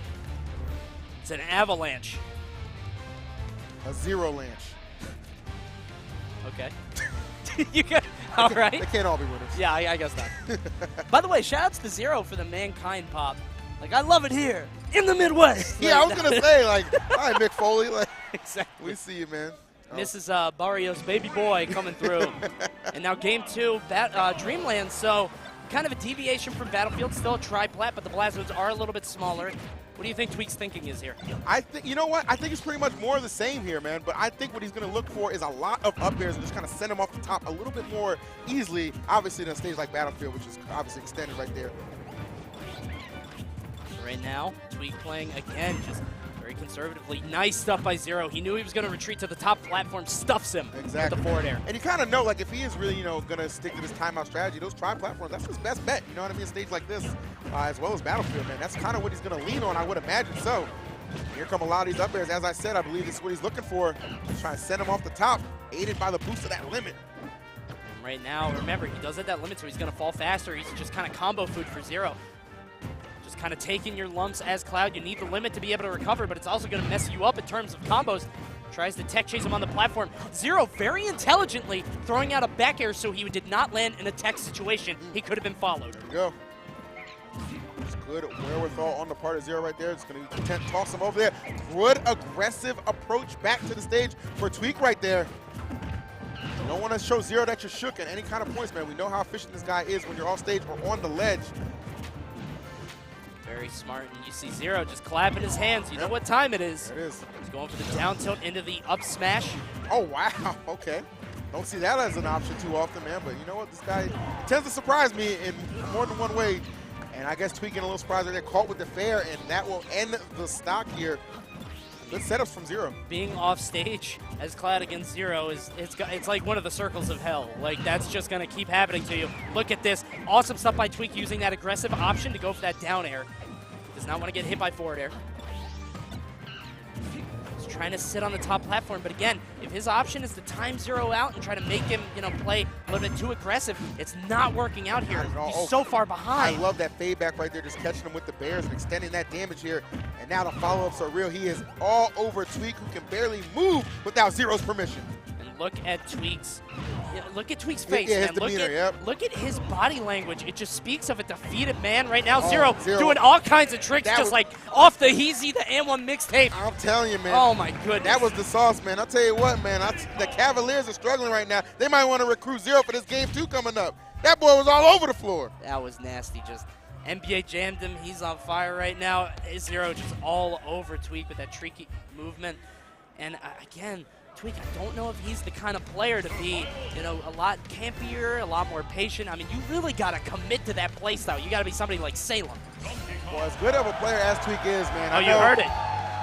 You hear it? I didn't. I was talking. Oh, it's the leader of the bunch, my friend. Okay. Leader of the bunch is out. All right, sorry, continue. No, I'm just saying, like, I know, for Tweek, man, as good a player as he is, sometimes, sets like these can be mentally taxing on him. When he has a game plan right there and he just finds himself down, 2 games here on the brink of being sent to the lower bracket. It can be a little stressful, but of course this DK has yielded him some success against Zero in the past. Actually gave him his first and only set victory against him. Who's to say it can't make the 3-0 comeback and just stun this crowd? Yeah, that's the thing. Zero is the cloud killer. Tweek not making it happen today, so he's going to go for Donkey Kong, and hopefully Daddy's home. Going to try to take a game on this one. Shall see here. Oh, tries to get the grab. Got to be careful right there. I like how Zero didn't try to force the issue right there. Just kind of got out of the way, had the man in hand, and then just going to come back safely. Really smart plays here. Oh, no. Oh, Tweek, yeah. in an effort to maybe dodge the dare, pulling back a little too much there. Gosh, and he said he was so nervous at the start, and you see it. It's coming through in his play and his body language and everything. Tweek is just not ready for this set against Zero. Unfortunately, I don't think he's mentally prepared for this. And he's showing it in his play. To be honest with you, man, few are. Yeah. There's a reason this guy's been the best for so long. That's not enough. Oh, no. Oh, he had the opportunity, and he drops it, I think. I'm not sure if that would have been the kill, but slipping off the platform, obviously not. Kyle clearly not doing himself any favors right there. A ton of damage right now for Zero, and he is racking it up. DK, how appropriate that he's all white, man, just looking like a punching bag right now, and Zero just landing on him. Looks like DK stands for don't know what to do. That's pretty good, right? That was terrible. But right now, Tweek looks stuck. I mean, he's got Zero just at such a high percent, but he cannot get this kill. And Zero can kill it pretty much any time if Donkey Kong is off the stage. We saw Tweek try to avoid that dare before. I will say, not to count Tweek out entirely, these are those kind of leads that can make, somebody like Zero maybe a little too comfortable, right? You go for those options, they're a little unsafe. You kind of chalk it up to, oh, well, whatever. I'm going to come back down and take care of business anyway. And just like that, man, Tweek can just rack up that damage pretty quickly here. But it all starts with getting that first stock off, which he has not been able to even really come close to at this point here. Yeah, this is bad. I mean, and there are some opportunities. Like earlier, Zero was right next to him, kind of jumped in on that monkey flip. I think a more, well state of mind Tweek would have just went for an up tilt, try to knock him out that way, but instead he gets that B-reverse punch. Now here's the thing. He's very far behind. He is. But he's Donkey Kong. We know exactly. That's what I'm talking about earlier, man. We know what DK is capable of doing here. It all just starts with that one good spark of offense that can just change everything around. And fortunately for Tweek, man, it is DK. It doesn't take too much to put him up in one of those situations, but you got to get back to the stage here. And Zero not making that easy. You see him with nice back there, and that's going to do it. Yeah, just kind of ending with a whimper on that. Yep. Tweek shaking his head. I think he decided that set before he even went into it, unfortunately. I mean, like I said yesterday, he said that he was going to play a lot more conservatively, maybe a little bit more patiently. That's almost try to like, time him out, but that did not happen. It's almost like the Grand Finals Classic, right? Because how many times have we seen players, you know, somebody make it to Grand Finals, you know, and you're down 2-0, you're just like, all right, I'll just try this character out. You know what I mean? You just throw it out there just for the hell of it because you already resigned yourself to the fact you're just not going to win this set. I think that's kind of what happened to Tweek after that second game. Hopefully he can kind of regain his confidence right there and reestablish that mindset because he still has some losers bracket matches to potentially play here. Absolutely, it's not over by any means. Oh, yeah, yeah.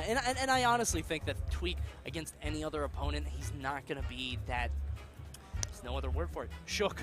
He's absolutely shook, and we're going to take a look at some replays from that set. We got to that shookness right here. Yeah.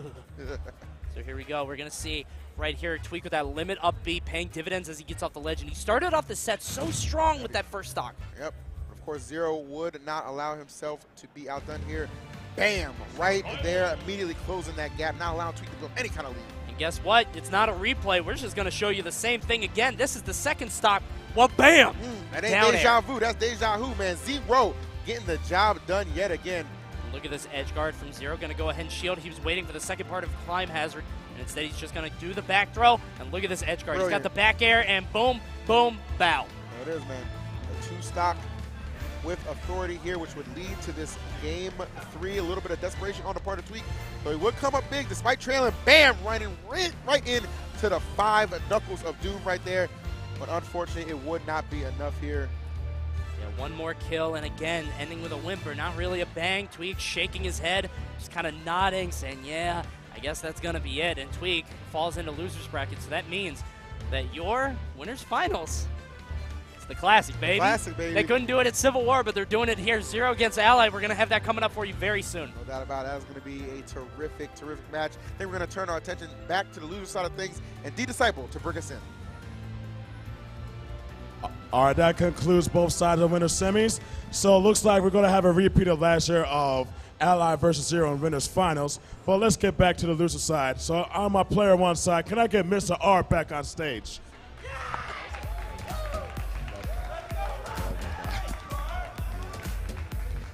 And over on player 2, his opponent from Misfits, Lurr. No interviews this time, guys. Let's start off right out. All right, Coney, EE, take it away, please. All right, guys, so Larry against Mr. E coming up right now. Larry, of course, defeating MVD to get here. Meanwhile, or I'm sorry, not Mr. E, sorry, Mr. R instead. Mr. E was defeated by ESAM. Yep. Too many misters, I think. There are a lot of misters here. Yeah. It really is. There's Mr. Eric, too, who isn't here, but I know he's from the Midwest originally. Some little kid bumped into me earlier and called me Mister. I was like, damn, I'm old. I was not about that, man. So now you're another one. There you go. Okay. You're Mr. P. It's Mr. P? Yeah. I'm Mr. R.I.P., man. I ain't going to make it. It's rough out here. All right, guys, so we've got another classic set coming up for you. It's Larry Lurr against Mr. R. Larry Lurr, of course, representing Misfits, and Mr. R is a free agent, baby. Go ahead, hit him up. Yeah, man, it's kind of crazy. You know, obviously he had that brief stint with Elevate, and, you know, for whatever reason, that didn't work out for too long, man. So he is back on the free market for all of you guys. And let me tell you something, man. This is a guy, like, if you're looking to pick somebody up big, there's no reason you should not be sliding into those DMs. So here we go, guys. Town and City is the first pick. Larry, obviously very comfortable on this stage. He chose it before against MVD.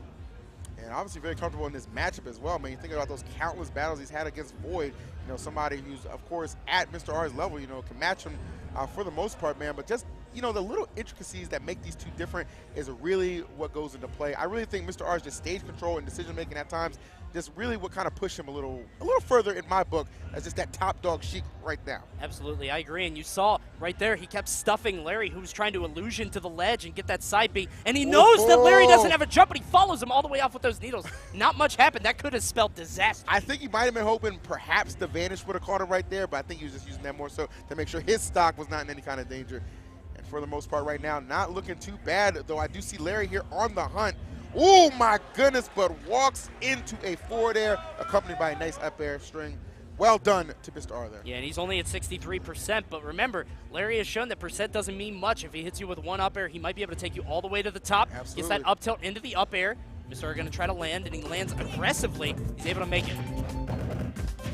Applying pressure on this shield right now.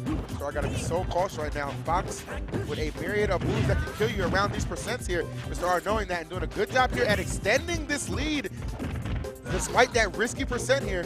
He's doing it in a very careful manner. Fox can explode with an up smash, you know, an up air, a back air near the ledge. But Mr. R is doing an excellent job of avoiding all those setups. And right now he's got 61%. But just as I say that, he jumps right into a Fox back air, and that's his stock. They got the trade right there, but that's definitely going to be beneficial to Larry, who was desperate to get that stock off here. Now we're going to see him try and make up this deficit, man. Mr. R, a lot of these game ones I'm seeing him play has just been off to such a strong and sturdy lead.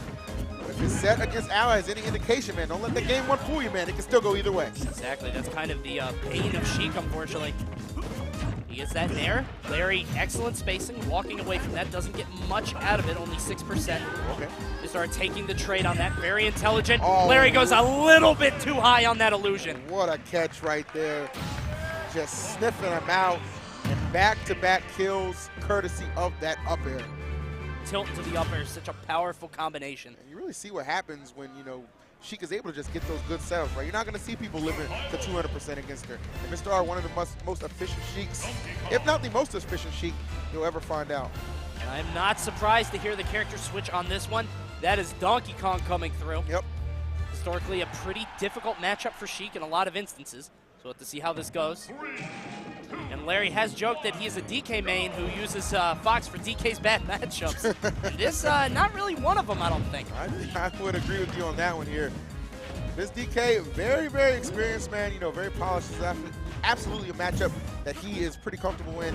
It'll be interesting to see how it goes here against Mr. R. I know it was Tweek at Royal Flush who actually kind of rolled the dice in this matchup. It worked out one time, not twice though. So. Yeah, it's very volatile. I mean, I joked about DK winning this matchup. It just seems that way just because DK can, you know, get those grab combos and kill Sheik very early, easily, but it's not easy for DK to get on that damage. You just saw him take so much percent. Mr. R with this weird evasion, but he gets grabbed anyway. Yeah, that was kind of like a panic. You see Larry just kind of smirking because Mr. R was put into a situation where it was like, okay, panic auction. I just want to get out the way, but no, that option fully covered by Larry Lurr. And this is where things get nasty because he is down a stock, but he catches Larry jumping, almost gets the kill, but DK is just so damn heavy. He's not able to do it. He's a big boy. This is what's so hard, trying to get that kill confirmed, but eventually gets it with that late nair, and that is exactly the spark Mr. R needed. Yeah, even if he didn't get that stock off right there, one thing she can do so well is just bouncing fishing whenever DK is trying to just up B. You just do that good placement right there, and just like that, DK gets sent back and forth off that stage. And that's not really going to do him any favors there. But luckily, not in that situation is Larry here. Slight lead. Though I see Mr. R starting to go to work right there. And those up Bs he's using to kind of escape that pressure. Not doing him too much favors, man.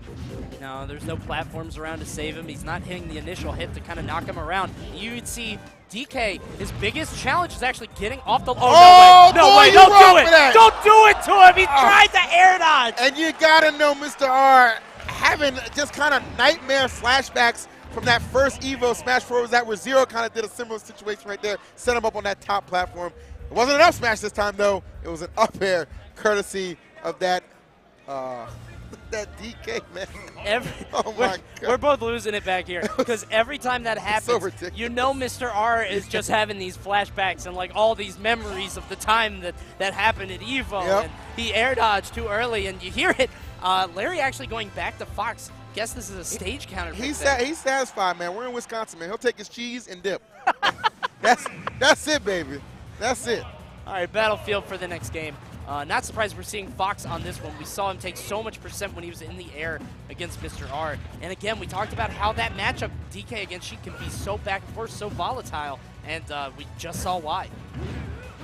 All right, so back to the Fox he goes here. Hoping to have similar results. I'm sure Mr. R not too mad, though, to see this Fox make its return after that game number 2. And these two really can't just go either way. Anytime these guys face off, always a classic for sure. Absolutely. It's two of the game's best right here, duking it out. Good stuff by Larry, footstooling out of that situation. Avoids the bouncing fish. Wow, actually came up with the dare. It's kind of surprising on that. I've seen that a couple times, man, but that's in another game called Melee. So. Yeah. Gets that ledge trap on the up tilt into the back air. Smart stuff. Okay. Both of these guys are going to be looking to ledge trap their opponent. Mr. R always has that, retreating there, and Larry always has that patented up tilt.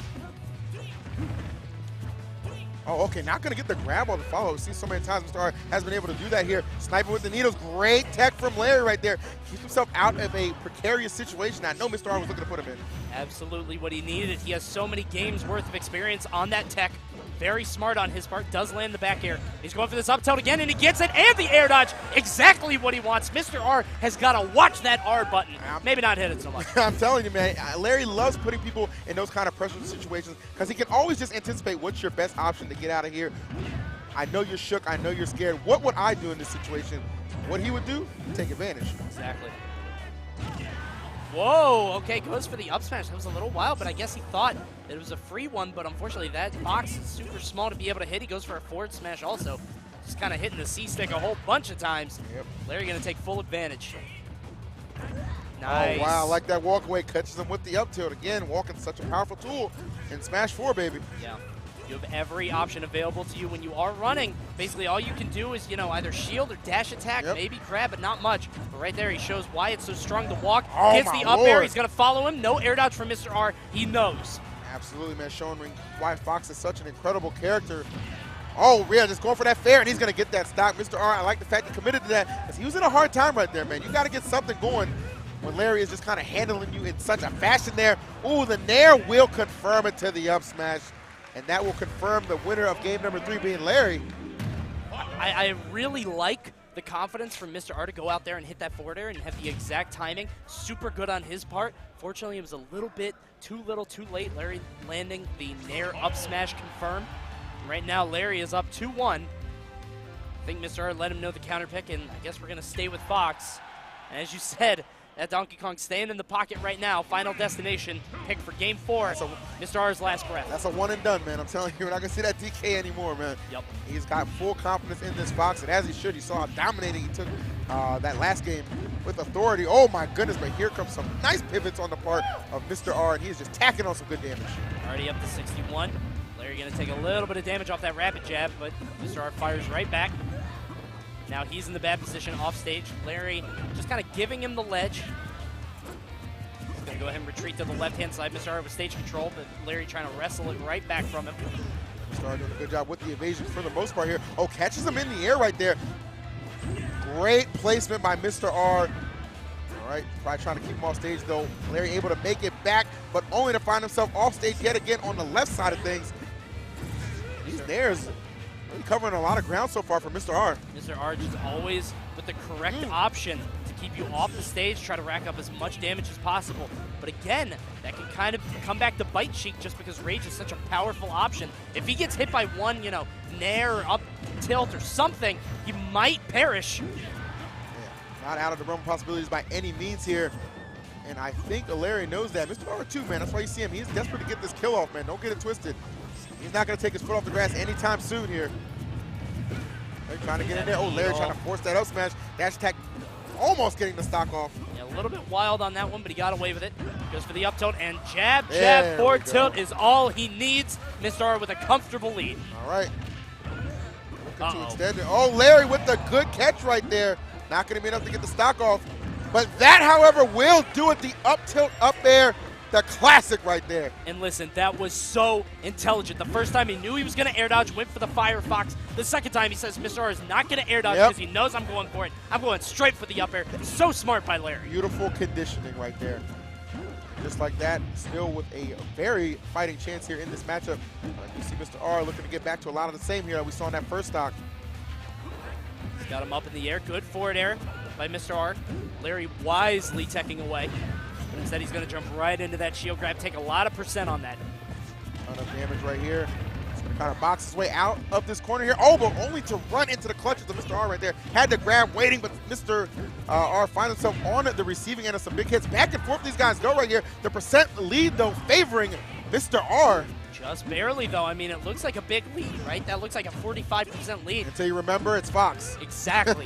Fox has such explosive killing options. He gets out of that situation with the Firefox. That's a lot of damage tacked on. 94 to 111. Mr. R has to be careful how he gets back on this stage. Oh, this is a terrifying situation to be in here. Truly is last hit, and it will be the last hit of that set. Mr. R with the lead the majority of the set, but the no quit, no die attitude of Larry keeps him alive, and he will take that 3-1. As soon as that dare came out, that was the moment. He was either going to, you know, just kind of shield poke or get popped up by it, or he was going to shield the whole thing. Unfortunately, Mr. R, for whatever reason, just does not get the whole thing shielded. He gets popped up at that perfect placement for the up smash. Larry will advance. And Larry, I mean, he might as well be 10 out of 10 perfect when it comes to situations like that. He is not going to allow you to have a second chance at life when it comes to those situations.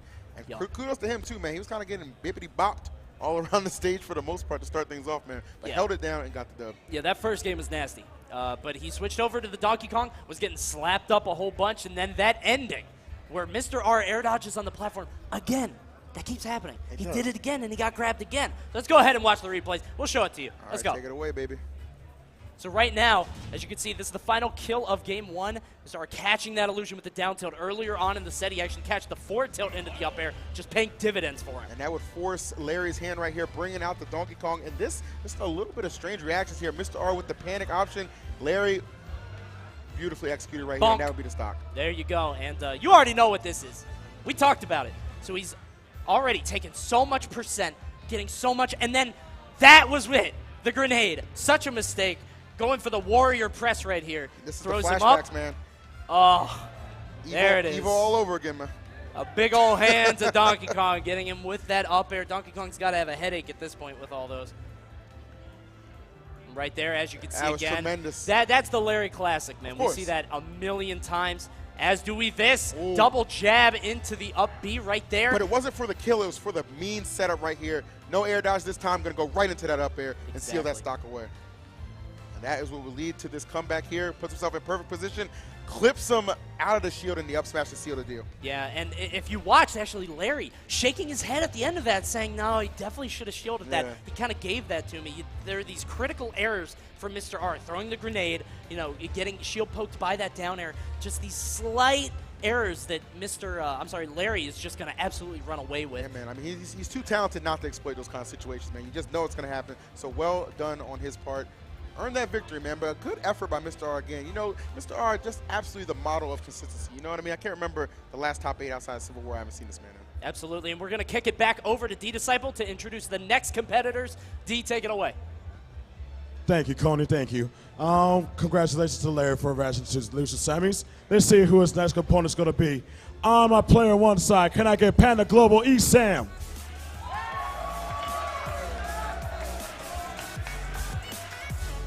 And on my player two side, can I get Tweek?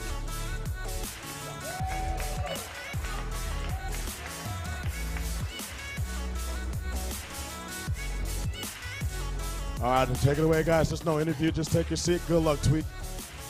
Good luck to you too, Sam. And I'm going to give it back to Coney and EE. Thank you, D. I don't give it back. We took it back. Yeah, well, I'll take it. Give me that mic.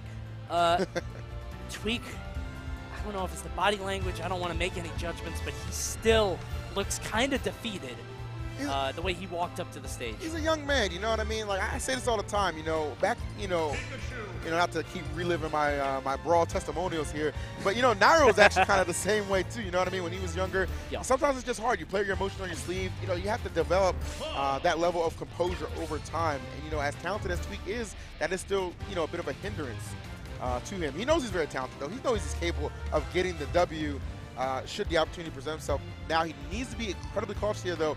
ESAM, one of the best for a reason here. I mean, this guy has had such a resurgence over the last year. You know what I mean? He had such a strong opening of Smash 4, and then we really saw that kind of decline, right? It became the butt of many jokes. But you can't really make too many jokes anymore, man. This guy is back with a vengeance, and he's been at the top of his game for many months now. Absolutely, and one of the things to keep in mind, ESAM, one of the absolute best players against Cloud, also known as one of those Cloud killers. And shoutouts to Austin, who actually provided us with some information. These guys have not played in 2016 or 2017. Yep. This is their first meeting. This is actually a, kind of a, actually the second, of first encounters here for ESAM. You saw what he was able to do against Mr. E, obviously looking to replicate some good success against Tweek here. It's been quite a while since these two have played, man. So I'm sure some new tricks on the table for both. Look at this right here. Tweek trying to answer with those up airs.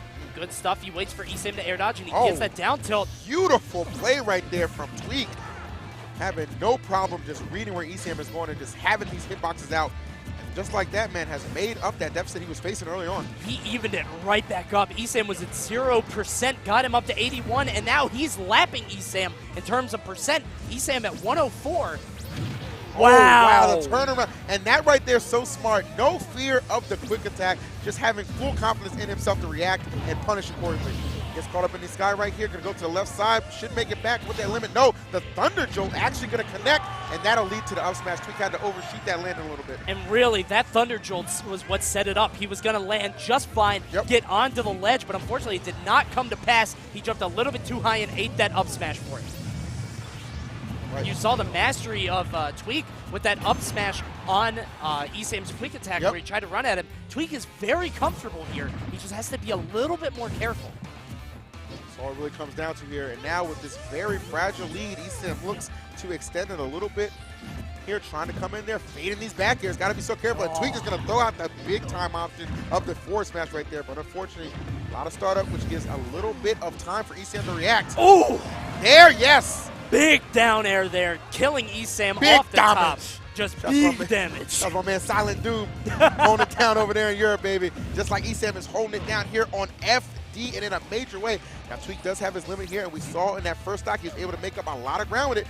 A lot of that predicated on the fact he was able to get some of those up air started here. Looking for a little bit more of the same.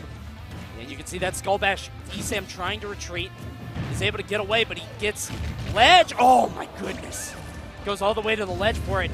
Tweek trying to convert the nair into the limit cross slash. It's not going to happen. Gets caught up. Oh, so barely getting that sweet spot. And again, ESAM's so strong against Cloud. Tweek had to position that perfectly. No doubt about it, man. Just really making ESAM work for it here. And in a major way, Tweek still with a lot of life here. Gets clipped, though. Could be deadly here. Reverses it a little bit. Smart stuff. So smart. These guys are trading haymakers back and forth. Can he survive? Oh, my goodness. That dash attack has so much power behind it. A lot more than you would expect. And coming off the wall jump just throws out that cross slash. Trying to catch ESAM, being a little overzealous. But maybe it was Tweek who actually ended up in that position here. Gets the ledge snap again. You can see ESAM shaking his head. He knows he's dropping these opportunities and conversions. This might come back to bite him as Tweek is trying to fire back. He's going to get the back throw. As efficient as Tweek has been, even when trailing by a large margin, you do not want to allow this man another opportunity at life. He is looking to just drop that final big hit here. Fading that Thunder. How will he come back? This will be very crucial here. Elects to go high, throw out the forward tilt, and that'll do it. Just narrowly sniffing the blast zone, but that is enough. Tweek in a valiant effort right there will take game one. Just barely. Tweek was standing at the edge of the world, almost fell off to ESAM, but ESAM just dropping these opportunities at the ledge over and over again and again. And it's so uncharacteristic of him too, right? He gets, his opponents in those kind of situations, and he's kind of like gotten that reputation, of being so good against Cloud because he doesn't miss chances like that. He makes sure that stock is taken off the board any chance he gets. Tweek, however, man, he really made the most of those second chance opportunities. One thing to talk about too is I mentioned that Tweek looked a little upset as he came up and maybe a little shaken mentally. That was not the Tweek that we saw there. Every time he was off the stage, completely composed, and he made it back, and that's how he took game one. But now, he's getting knocked off a different ledge, and he's going to take a ton of percent for it. ESAM, the creativity never ceases to amaze me there. It's attacking on that quick 60%. All right, and looking to extend it even further here. A lot of the same that we're seeing from that game one, but we all know how that one would end. Yeah, and you saw him roll on that one. The first time he did not tech it, he took a lot of damage. That time he was put in a tech chase situation. ESAM able to tack on a little bit more, so you're kind of damned if you do, damned if you don't. Yes, sir. He's going to land right in front of him, eat at least one up air. Good job landing to the ground, taking no more. Ooh. Nice. Coming in there, flipping him here with these up airs. As these strong aerials of Cloud really doing Tweek a lot of favors here. It goes for the dare right there. I like that decision. Oh, no. Okay, Oh, drops a smart. little low, but I like the Thunder to cover his options. I do, and I like Tweek actually being aware of that Thunder, because notice he stepped right out of range there. Not going to fall prey to that. Seen it maybe one too many times. Ooh, wow. That was slick right there. It's one thing to just recover and have that limit. It's another thing to just be able to turn it into offense as well. Tweek doing a very good job in that situation. Every percent matters, and even though you're not getting anything huge off it, you're getting some percent. That's going to be good. Right now, Tweek going to have to recover creatively, and again, he's able to get around ESAM. The timing is just immaculate on the part of Tweek, man. Oh my, wow. Damn. I mean, Tweek went up to the gods in heaven, and then he got struck right down by ESAM with that Thunder, and right now ESAM answering right back, but Tweek just throws out the down air, and ESAM just, okay, here you go. Yeah, pretty much. Like, all right, I mean, what can I do about that? Got to come back here. And despite these early strong leads, ESAM has been able to build every single time Tweek has answered back. And it has been in quite an impressive fashion right there. As you see the follow-up right there. Good coverage with the dash attack here. And it's gonna retreat right here and dare ESAM to come into that zone. ESAM, though, taking the challenge and penetrating. Yeah, he's got to try to get Tweek off the stage to use that limit. Or he can try to use the limit to, get a little bit more in terms of grab combos, as we can see here. Got some up airs, but Tweek sneaking out that up air of his own and getting out. That cloud up there, so powerful, such a good tool at escaping a lot of situations. Tweek using it to perfection here. Oh, ESAM with a little bit of a step back right there, but Tweek not getting caught off guard. Gets him with the helicopter. Tweek opting to jump rather than hit the ground. I think that's an intelligent decision. Gets the down air into the up. All right, these jolts right here, a little bit of coverage here. And notice Tweek is content to just let ESAM get back on the stage for free, man. He's pretty comfortable in the fact that he can outplay him or keep up at the very least in neutral. And for Cloud, man, his hits are going to make a little bit more of the difference, especially with a lead like this here. And I'm really surprised that he didn't pull the trigger there. ESAM landing right next to him with that back air. There's a lot of lag on that if you hit the ground. Could have just thrown out the limit cross slash. Hope that does not come back to bite him. I think Tweek just throws out that big time forward smash there. Trying to catch him here. Might have put himself in a little bit of danger, able to land at that top platform, but ESAM still relentless on this chase down. I wonder. The back air? Oh, almost getting it. ESAM in a recovery situation. He does get it, and there's the climb hazard. I had a feeling that's what he's going to be setting up for. It was a good decision right there. Just the execution just a little bit off right here. So now Tweek got to go it alone. No limit on deck here. But considering ESAM's percent, man, this is still very doable for Cloud. He's able to make it back again, and really, he has not been stopped in terms of recovery. He gets the fourth throw, and maybe a little bit more percent. He might be able to kill with up throw. It's not a great killing throw, but it can work. Yes! But the back air is all he needs there, and Tweek sneaks that one away. And you can tell the confidence from Tweek, despite missing that limit. Climb hazard was not deterred one bit. Understood. ESAM sitting there at about 130. He knows he's susceptible to that from a multitude of Cloud's moves, and that back air being one of the best. Tweek was so conservative in that match. He had the limit. He had a few opportunities that I think he could have taken, but he did not want to be off stage against ESAM without limit. But historically in this set, we haven't seen him get knocked off stage and lose a stock for it. Exactly. He's been just so good at the evasion when it comes back to getting to the stage, man. And, you put a lot of odds on this match here. You probably wouldn't expect ESAM to be down 2-0 right now. I mean, that is pretty incredible, especially the reputation I feel like he's built when it comes to fighting against Cloud. But Tweek caring nothing for that. He's just put himself in a great position to continue on through this bracket and off to a fiery start right here. Usually ESAM the one dictating the pace in the early going. This time Tweek taking the reins. So here we go. He's got the back throw off the side. He's going to do it again, trying to keep Tweek off. He's going to jump up, and oh no. Is this it? Is this what we've been waiting for? I think he's going to be fine. Yeah, I had a feeling he was going to be okay right there. I knew he was going to drop that second hit of the climb hazard. Smart play right there. Just get himself back to the stage and gets limit in the process as well. So, but gets this jab lock here. Not going to take the stock, but a ton of damage to stage control on the part of ESAM right now. Goes for the double thunder, but obviously Tweek is going to air dodge that second one. He's going to watch the thunder jolt. And again, kind of let ESAM back on the stage. He's playing sumo, though. Yep. He's trying to keep him off on the ledge, make sure he's there. Tries to take him down with the thunder, but it's not happening. And again, he's off on the stage. He's watching for that back air. Every single time, just so good on the timing with those down tilts. Okay. It's the fourth thrown right now. Tweek looking to take the first set of these two in 2016 and 2017. He's off to a hell of a start right here. ESAM going to need something big. I mean, it's not just about this game. You still got 2 more to go. Even if you get past Tweek right there, but you will not get through that dare, which has really just been really strong for Tweek thus far in the set. We've seen him use it a couple times, and I love the offensive usage right there of the Blade Beam to just help himself recover safely, get some damage on, and continue this onslaught. There's My goodness. so much damage coming out here. 35%. Doesn't sound like a ton, but ESAM is having so much difficulty killing Tweek. You got to imagine he's going to get more. Goes for the super aggressive dare. I like it, man. I like it a lot. We're seeing that really Tweek, you know, for what we said coming into this match, looking a little disheartened, man. I think he's taking all of that, and he is just using that as fuel to this fire that is just scorching ESAM right now. He is feeling himself. You can tell in his movement. He eventually does get caught, but he doesn't die until 184. It took a whole lot. If ESAM is going to be the cloud killer that he purports to be, he needs to get Tweek off the stage and end this stock now. Absolutely, that is going to be the difference maker, but keep an eye on Tweek. He almost has that limit again, so that'll make it that much more difficult. See ESAM with the back throw. Tweek doesn't have too much to worry about right here. He's going to have to use his limit here.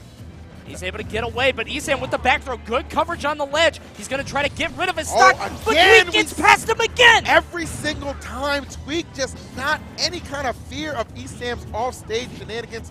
Understanding he can get back safely, man, and he has just been perfect at that. Despite a couple errors here, looking really good right now for Tweek, man. One big-time hit away from getting this set and just a couple of hits away from getting that limit, or just a hit, I should say.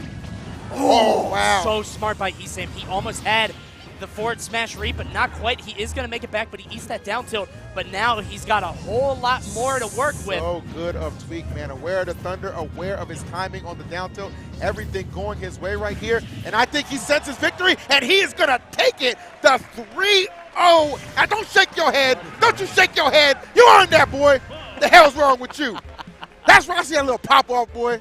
Them little twig arms. Go ahead and flex on somebody. I don't know why he's shaking his head. Oh. I guess he feels like he didn't deserve it. I mean, he used that limit a little bit aggressively, more so than you would think. But the reason he used it is because he knew ESAM wouldn't be ready for it. I mean, you see these players kind of shake their head like, oh, that shouldn't have worked. Yeah. You should have shielded it. No, that came into your head for a reason, Tweek. Exactly. And the reason was it was the right option. That was excellent play from Tweek. Own up to it, man. You earned that victory. And I guess, you know, one of the best in the game right here, ESAM, who's been on such a roll as of late, man. That is a big-time victory. You got to imagine in the back of his head, he's thinking, okay, one down. Absolutely. One down. All right, guys, and we're going to go ahead and shoot it to the replays. And let me tell you, there's not going to be a replay of ESAM shaving off a cloud stock early. That did not exist in the set, and that's why Tweek came through with the 3-0. Let's go ahead and cut to it. How often do you see that? Here we go. So right now you've got ESAM forcing that no limit, limit snap up B, and he does get the up smash. Very smart on his part. And he's going to catch Tweek here with that forward air, but he goes a little bit too far. Tweek would respond right there. Great dare, and that was something that had really been a highlight of this set. So right here, ESAM barely getting out of that up air. Gets him on the platform, and unfortunately, Tweek tumbles. Takes a lot of damage from that jab lock combo all the way up. 47, 52, 60%. Beautiful play right here, and this was crazy right now. Now, neither one of us expected this one right there. Bam! I mean, Tweek, he's become a little bit of a star right there, man, but even stars got to fall sometime. Absolutely. Right here, you can see And the that was the blade closer. beam Yep. just barely getting past ESAM. You can shield it, but you got to shield the whole thing. You see Tweek kind of shaking his head there at the very end, but nah, you earned it. It was so good, too, because we've seen Tweek at several situations use that blade beam as a good offensive measure to get back to the stage. That time, using it as the closer right there, catching ESAM, getting a little overzealous, and man, what a time to shine. That was an incredible set, and what a statement for the first set of these guys to play each other. Tweek coming out with a 3-0, saying you cannot get my cloud. ESAM, again, purporting to be this cloud killer, always killing clouds when they get off stage. ESAM definitely an edge guard master, but Tweek just kind of outmaneuvering him at every opportunity. That was just an incredible set. No doubt about it, man. I know Tweek sometimes gets a little flack for being inconsistent, but we really look at this guy's record. I mean, you examine it. All the tournaments he's been through, you know, through the 2016-2017 season, really, he's only like missed the top 8 cut maybe like 4 times. So absolutely. Another impressive showing from there, earned that victory. D-Disciple on stage now, though, to introduce our next competitors. All right. That was good for Tweek. All right, let's get back to the winner's side for winners finals. A rivalry that has been so strong that they created a civil war saga based on these two. Can I get on player one side, TSM 0?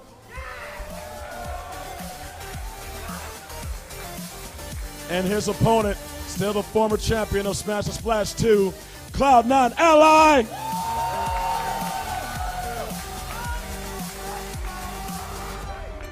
Normally I do an interview, but I want to be curious right now. Who thinks Zero's going to take it? Okay. Who thinks Ally's going to take it?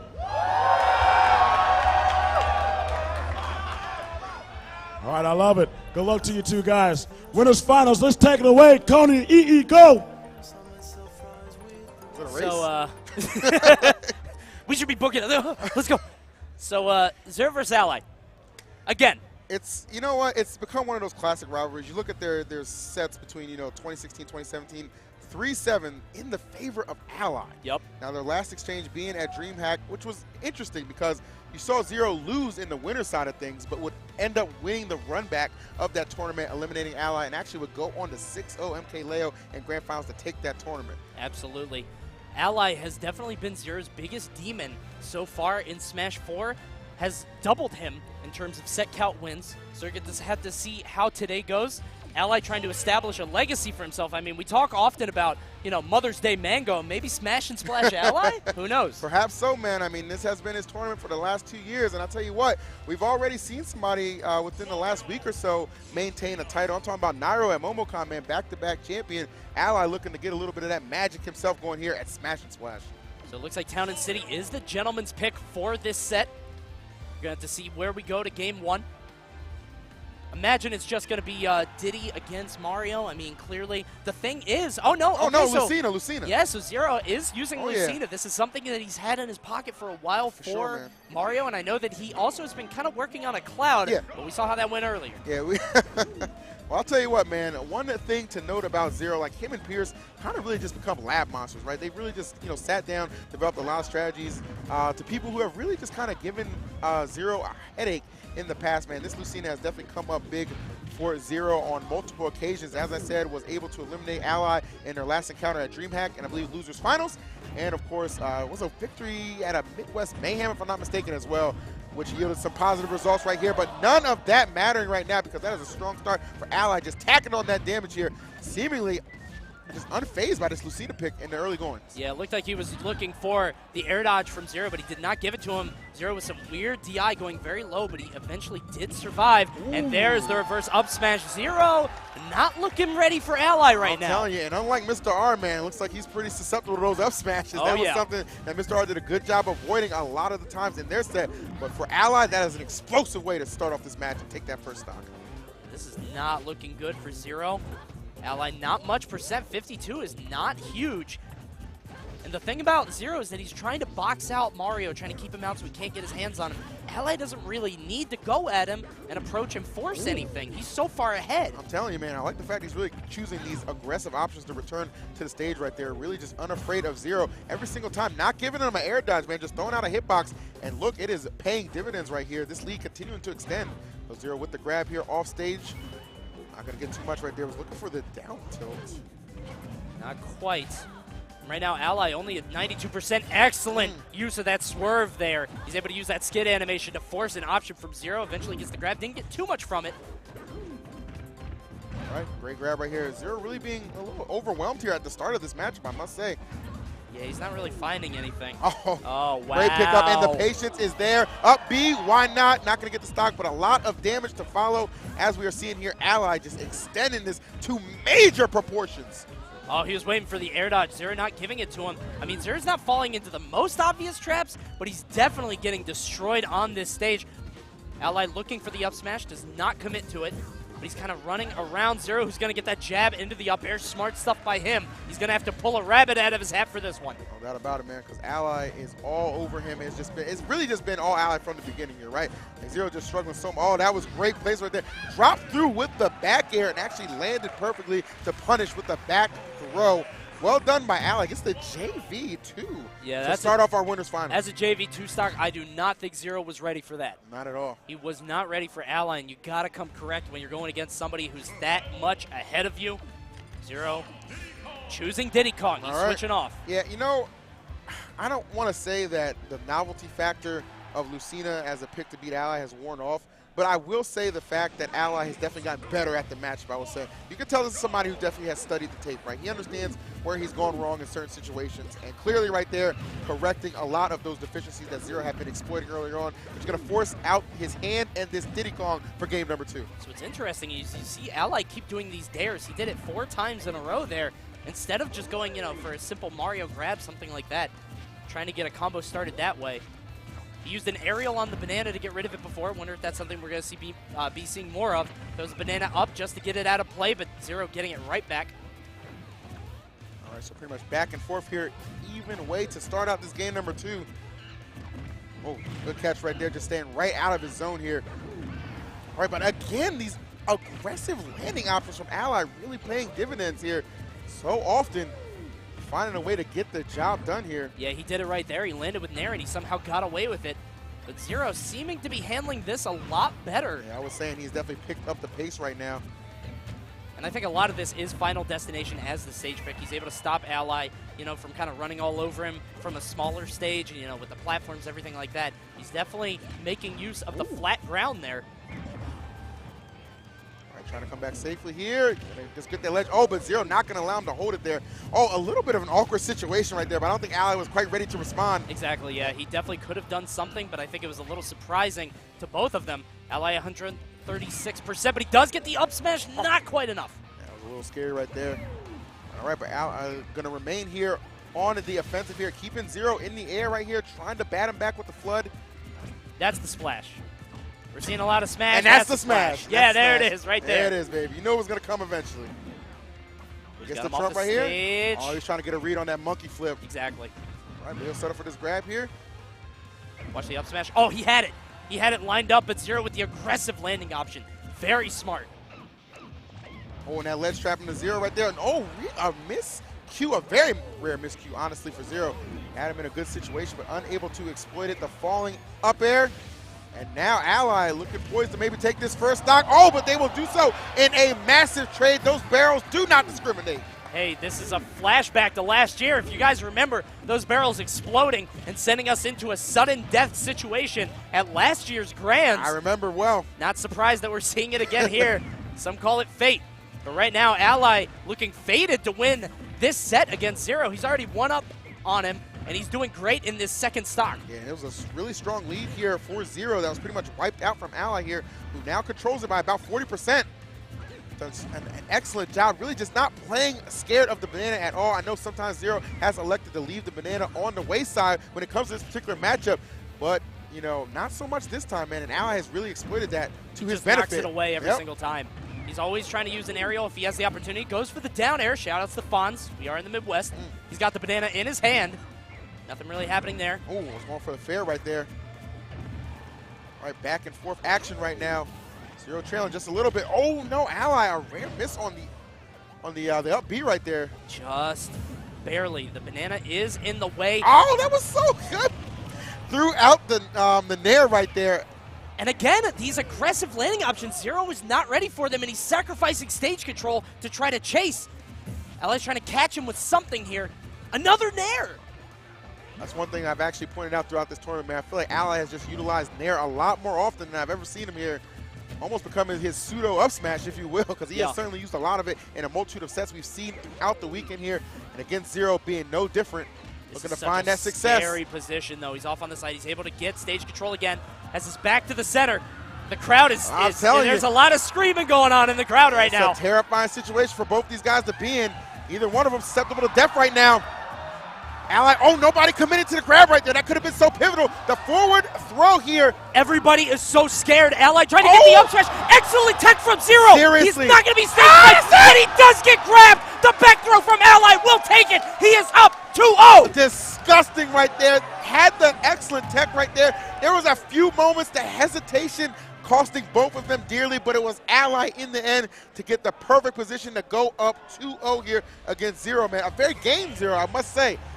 Definitely looked a lot more composed than the first game, but it does not matter. Ally barely, by the skin of his teeth, taking game 2 on Final Destination. Zero says we're going right back, trying to squelch that momentum. Exactly, man. Not content with how that one went down, and how could you, man? You get in those big pressure situations like that, and more often than not, it is Zero who comes out on the winning end, but on this day, on that match, was not the case here. And now Ally playing with, gotta be a sense of confidence here. The jab block, let me get that regrab real quick, player, and just go back to work, but Zero able to strike back, sneak a grab in there, and maybe make up a little bit of this damage right here Ally has brought on early on.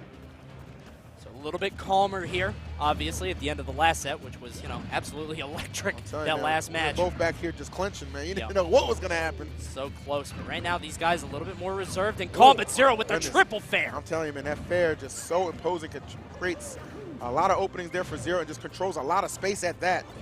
We're seeing Zero kind of define the pace of the game now. Anytime Ally is next to him, he's getting his grabs, he's getting these aerials. And Ally having difficulty dealing with it. Oh, good catch from Zero right there. Very smart. Oh, and the mean aggressive there. Zero not playing around right now. Making it so difficult for Ally to re-find his footing. He does just that, though, with the help of the banana, which looked like it could have been yielding itself to an up smash. Could have been very scary. I mean, Ally's behind, but remember, that up smash is always available. And as you said, Zero a little bit more liable to fall into it than somebody like Mr. Art. We'll have to see how this goes. Looking for the edge guard. Wow, 2 air dodges right there, though Zero not able to get stock. We'll settle for a grab right here, and the stage control benefiting him. Some of the best ledge trapping in the game. Let's see if it pays off right now. Oh, gosh. Oh, wow. Okay, so just an aggressive option with that get-up attack. Looking for the follow right there. No, not going to get the roll back. Yeah, he just goes for the normal get-up, and look at that nair. So low, he goes for it again. Zero somehow getting back onto the stage. Yeah, that'll be the stock right there. All right, so Zero with the lead right here. But a pretty fragile one, and Ally knew that right there. You said it. You said it, man. Ally up 2-0. We are down to our last stock of this game. Ally trying to close this one out. Zero trying not to let him. It's been so intense right here. Both these guys, the back and forth action has been amazing, but at the end of the day, it has thus far favored Ally. We still find himself in a pretty solid position here. Oh, no. And you know, what is it, Coney? No. One grab, one opportunity, and it tends to be a big one.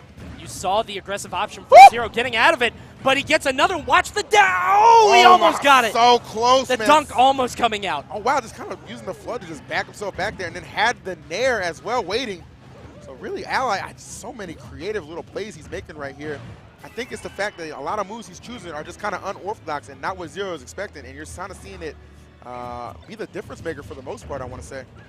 Now, keep in mind, when Ally has that banana, he cannot go for an up smash, so he doesn't want to hold it too long, just in case an opportunity presents itself. But whoa! Boogie on him! That immediate pivot grab. Zero's off stage, he's in a terrible position. And that's going to wrap things up. I think he Z-dropped the banana and just clipped the recovery. Zero falling 3-0. Ally, a man on a mission, and this three-peat looking a little more likely as he books himself a trip to Grand Final. Ally extends his set lead against Zero to 8-3. That is absolutely insane against the best player in the world for Wii U. Ally just stuffing his barrels with that banana, throwing it right in there, and just taking that set. That was incredible. That was incredible, man, and really just, you look at it, the third week in a row, one time failing to even get the winners finals, and for the second tournament in a row, failing to win winners finals. So Yikes. Yeah, so it is real right now, man. Yeah, it's a scary thing. I mean, I know that Pierce has talked to Zero, said we got to come up with an answer to this. Mario Lucino was clearly not it, at least not today. So he's got to figure something out. Let's go ahead and cut to some replays of the set that we just witnessed. Let's take a look at this here. And this was beautiful right now, and you said it yourself, man. We kind of saw that last year at Smash and Splash, that DBZ-esque kill. So look at this. He gets the sage spike. This was sick right here. Excellent tech. He goes for that. Look at Ally in the player cam popping off. He only needs one hand to be able to back throw. And there it is. He's just going to throw this right into the barrels. And that's perfect execution right there. Gonna do it. And that's the 3-0 special right there, man. We didn't even show any clips from that Lucina game. Yeah. Well, there's nothing to show. Damn, man. We're gonna show these loser semis though. I think that's that's coming out. That should be pretty good, man. I believe D-Disciple on the stage. D-Disciple, oh, wow, excuse the hell out of me. We have 2 trailers before we get to the winner semis apparently. So we're gonna take a look at those guys. Enjoy. Keep it locked here. Smash Check these out. 3.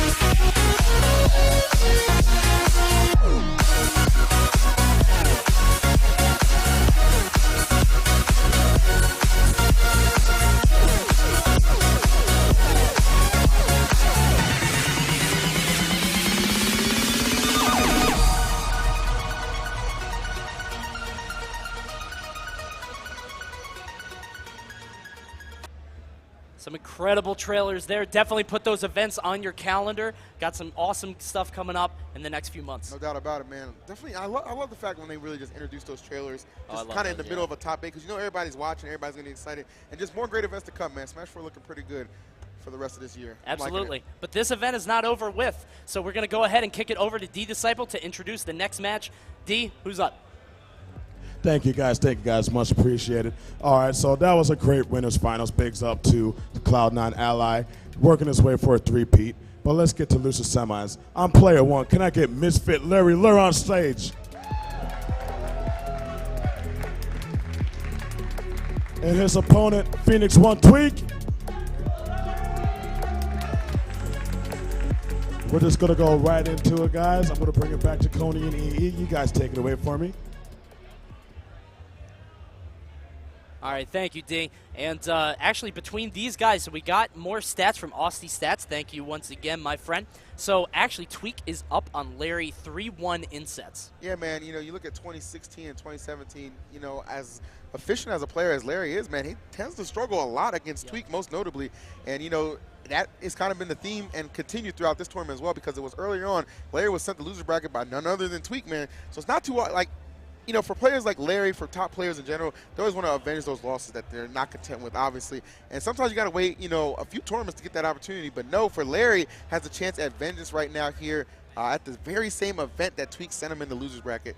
Of course, for Larry, though, he's looking to send him home. Absolutely. And, I mean, Larry's so proficient off stage. We've seen what he can do when he gets people off on the side. But the problem is, Tweek has also shown he is completely comfortable trying to recover against even the best. Want to see how that's going to turn out right here. No doubt about it here. Game 1 kicking off. Town and City is the pick. Let's see. Going with their pretty classic characters right there. Now, it's interesting to note that both these guys actually play efficient DKs. So if a DK Ditto did happen to go down, that would actually be pretty lit. We'll see if it gets to that point, though. I think this Game 1 might kind of decide how that's going to turn out, baby, as we see off to a pretty even start, both of these guys. And you know Tweek has just got to be brimming with a ton of confidence, not only defeating ESAM, somebody who's notoriously good against in the Cloud matchup, but with an emphatic 3-0. With authority, just absolutely blew him out of the water, and that's their first encounter, so you know that's got to set his sights well for the rest of their encounters in the future. But right now he's working with somebody that he's defeated before in the past, but he can still not disrespect Larry, obviously the most proficient Fox on planet Earth. No doubt about it, man. This guy's been the best Fox for quite a while for, you know, good reason here, man. Just such good technical prowess, really calm and cool under pressure, and when he gets a chance to strike and exploit, he does just that, man. Double jab into the up smash to seal the deal here. Nice back air there. Larry going for the aggressive option, not really taking any damage for it. Illusion's right into it, gets that down throw. Oh, I don't think he expected the tech in place. Yeah, I know, right? All right, Larry here making the most out of the situation right now. Really catching Tweek shielding quite a bit right now. Tweek needs to kind of maybe break that habit a little bit. I mean, I know Fox doesn't exactly have the most powerful grab, but trust me, man, a couple of those grabs, they certainly do add up. They put you in really bad situations also, particularly for Cloud, when he's just pushing you further and further to the ledge. There's that rapid jab. Going to go for the up air and just kind of shark under the platform, not commit to anything crazy. All right, and Larry just content to try and land right above Tweek, though, but an up tilt and an up air will seal the deal there. So Tweek here, a little light at the end of this tunnel, only 77%. Nothing short or nothing we haven't seen him make up before plenty of times right now. Absolutely. And but that's right how it starts. Now, yeah, that's exactly how it gets started. Some up tilts into up air. Larry wisely retreating to the top platform. And Fox being that fast forward, man, sometimes a little more susceptible than other characters being put in situations like that. So right now, a little bit of back and forth. Tweek going for some retreating aerials, but he falls right into the dash attack. Larry going for a back air instead of an up air. Well, he had to read on the air dodge. I think he was just trying to set him off stage and just make him burn that limit to make that, you know, less part of the equation here. But no, not working out to his favor here. And Tweek looking to use it to his advantage, just swinging out that cross slash. All but Larry landing behind it and just busting out that forward smash to take that first game. Well done. That's one of those things that as soon as you burn it, you're like, okay, this game's over. Yeah. I lost this, unfortunately. You know what I mean? And I think Tweek definitely had that go through his head. It's one of those things, as soon as you pop it, you're like, yeah, it's done. It was a gamble. You know what I mean? It's one of those gamble plays. You know, you're playing from behind the entirety of that match. So things like that tend to happen. Zero put that tongue away. Look at Zero and Ally next to each other. Best bros. Best bros, man. So here we go into game 2. Best bros with your lady. Yeah. No need for that round. All right, baby. Here we go. Game number 2 underway. Back to Town and City we go. This makes sense, I think. Stage wasn't absolutely, you know, integral to Tweek's loss. I think he just made a couple wild decisions. They came back to bite him.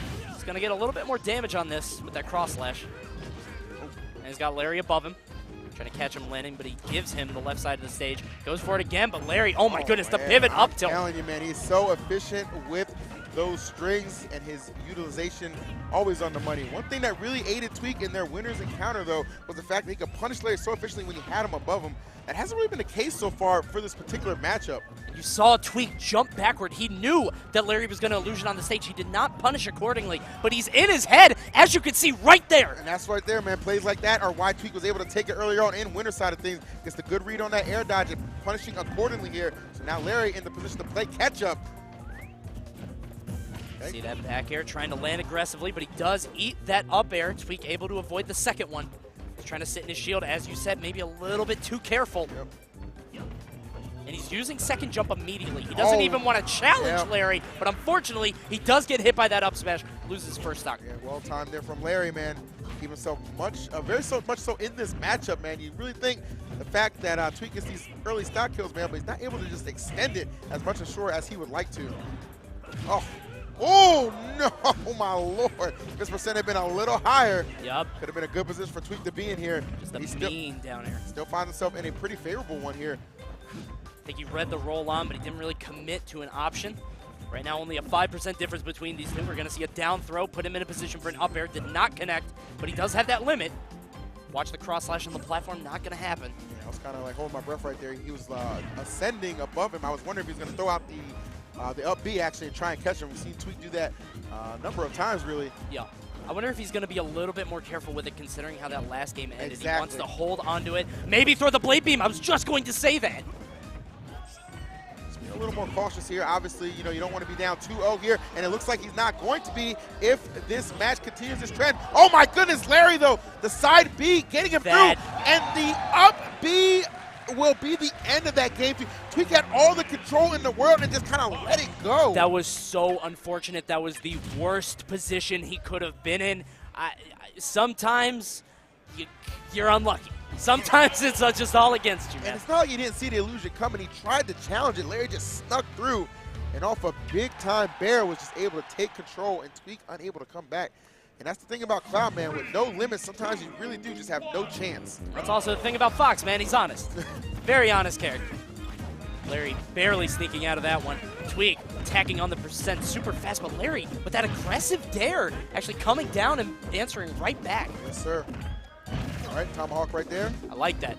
As you said, Tweek kind of known to sit in his shield a little bit too long against this character. Larry trying to fire back and punish him for that. And honestly, you know, that could be one of the kind of defining things Larry picked up from their first set where they had encountered in winners, man. I mean, I really do think that Larry is somebody who just kind of goes back, studies the tape, and just realizes where he made those mistakes. And he's so good at just correcting any errors that you saw in their last encounter. Absolutely. So right now, again, Tweek just kind of giving Larry the stage again.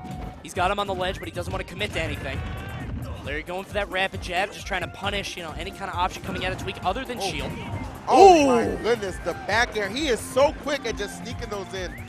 And he perhaps has just got himself into top 3 right now, one stock away from sending Tweek home in 4th place. He's looking so hot. Tweek just not really having an answer for this. Does hit the back air. He's going to try to get his limit back. Good dash attack, challenging the illusion. Going to force Larry to think twice on his recovery. All right. Oh, good drop down. Yes, it is enough right there. A little thanks to that boosted ability right there of the limit here. Just a little bit too close on that. You see Tweek kind of dashing left and right. Larry kind of enjoying the fact that Tweek has this limit. He's going to be able to get a little bit more mileage out of his combos, I think. Rapid jab again. Yep. He just keeps throwing that out if they're next to each other, just hoping to catch Tweek on one of the punches, but instead Tweek catches him with triple up air. And right now, there's a very minute difference, only 9%. Yeah, seriously, and right now you see Tweek on the hunt, but for the moment, Larry reassuming control, though. Tweek picking the aggressive option. I like that. Back and forth they go. These two hard hitters, a lot on the line for Tweek, just looking to get on the board. Larry trying to make the read right there, not able to come up with the stock. And now Tweek, you knew he was hunting for that cross line. You saw him dash back and forth, trying to find that opening, and he just slices his way through and takes the game. So close, and you kind of see remnants of the Larry Lurr versus Fatality set from a few weeks ago. Mr. R actually commented on it, said that Larry was so close, only a few frames off of actually winning that game, winning the set. And you saw him get the read on the up smash, but just a slight mis-execution, just kind of an error in his gameplay, and he gave that game away. You got to hope that he isn't going to be defined by that. He's able to make it back. We're back to Town and City. You really think about how much that set, kind of changed the landscape of that top 8 in Momocom, man. If Larry were to fall here, man, it'd be a hell of an effort by Tweek to get this reverse 3-0, man. But just think of the ramifications that could occur, especially for Ally, who's just waiting in grand finals. Yep. So here we are, Larry under Tweek once more. Tweek somehow reversing fate on that one. He's able to get under Larry himself. And again, more damage. Yep, fourth throw right here. They're looking to clip him. Tweek is going to go high right there. Smart play. Trying to reset the situation a little bit. So good at just dropping those up airs, man. The timing always impeccable, and had the good read on the spot dodge right there. Just extend that damage. But Larry comes back immediately. His up tilts, man, doing him just as much justice. Oh, no! Coming back into the right and gets sent straight left. You know what's wild is that if Tweek just kind of whiffed that, if Larry didn't run back into it, we would be criticizing it right now. We'd say, oh, he burns his limit, he shouldn't have done that. But instead, Tweek just with the future sight somehow. I mean, sometimes you just got to take that gamble, man, and it paid off big time here. Now Larry under the gun right now, just struggling to get the stock off Tweek. I like the fact that he put out the down air. Don't give him those free air dodges, man. He's escaping every single time. Larry keeps getting him in these awful positions where lesser clouds would panic, but Tweek answering every single time correctly. But he eats that back air, and now we're down to potentially Tweek's last stock. Well, if it is his last stock, it is a good one to have because he does have quite the lead right now, 66% ahead of Larry right here, and just getting that limit charged up little by little. But that does create a slight opening for Larry to come in. But notice that Tweek is having no problem getting these up airs to just connect. Yeah.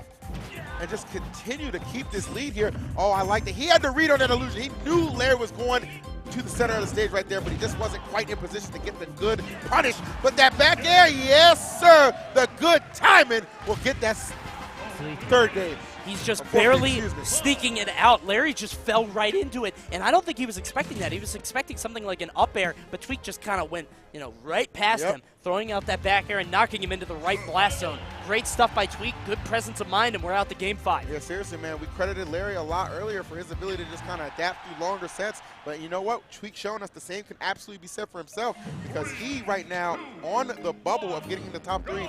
Larry as well right here. One of these guys has a date with the best in the business. We're going to see who's going to get there. Final game, Town and City once more. This is a 5-game Town and City set for these two. How about it? And every single game has just been, really no real blowouts. For the most part, man. At any given moment, each of them has had an opportunity to just kind of close out the game. It has been Tweek has just roared back with these solid 2 wins here, man. Looking to make it 3. Larry, of course, looking to not be that guy to drop a 2-0 lead. Yeah, this is so painful when you get in those spots. Yeah, this is looking ugly for Larry right now. He's just missing his conversions. He's putting Tweek in bad situations, but Tweek is answering correctly every single time. He has the momentum on his side. He was able to do it against ESAM, and now he's doing it against Larry. Right. Oh no, too low, but he's able to recover.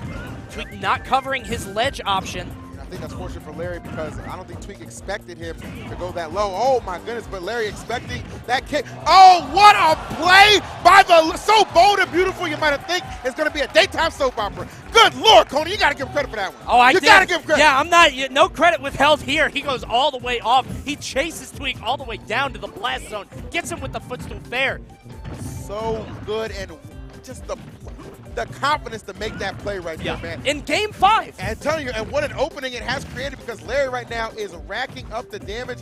Not the most right here, so that's still going to create a chance for Tweek to take this. But man, every little bit counts in a set this close. And speaking of close, that back air almost missing his mark, but for Tweek getting fortunate right there, able to connect, and right now, man, coming down to the wire. These guys very good friends down to their final stock in this Game 5 situation. They know each other so well. As you can see, Tweek covering the air dodges every time, not letting Larry land, but now the situations are reversed. Oh my goodness, and right now, Tweek assuming control here. Oh, he waited for that early illusion, did not go for the ledge. So close. Tweek going for these back airs. Larry pulling the trigger first on that grab. Does get the back air. Yes, caught the air dash here. Going to force out this limit. Oh, these back airs so scary. Both these guys trying to push each other off. Oh, Larry narrowly surviving here. Goes for the dash attack. Off stage here. Nice. You got to throw out that offensive option there. Don't give Larry any free air dodges here. Though Tweek panicking a little bit. Oh, gets caught up. Burn! Baby burn! And in dramatic fashion, Larry Lurr able to keep his dreams alive here at Smash and Splash 3 despite a very valiant effort on the part of Tweek. The fire ignited under Larry. He came alive at the end of that game in the first stock where he got the footstool fair. He was able to take Tweek all the way down, and that just the momentum never really stopped. He got the up B on Tweek, and he was able to take the game. He takes game 5. So much respect between these two guys. These two guys, but Larry is the better man today.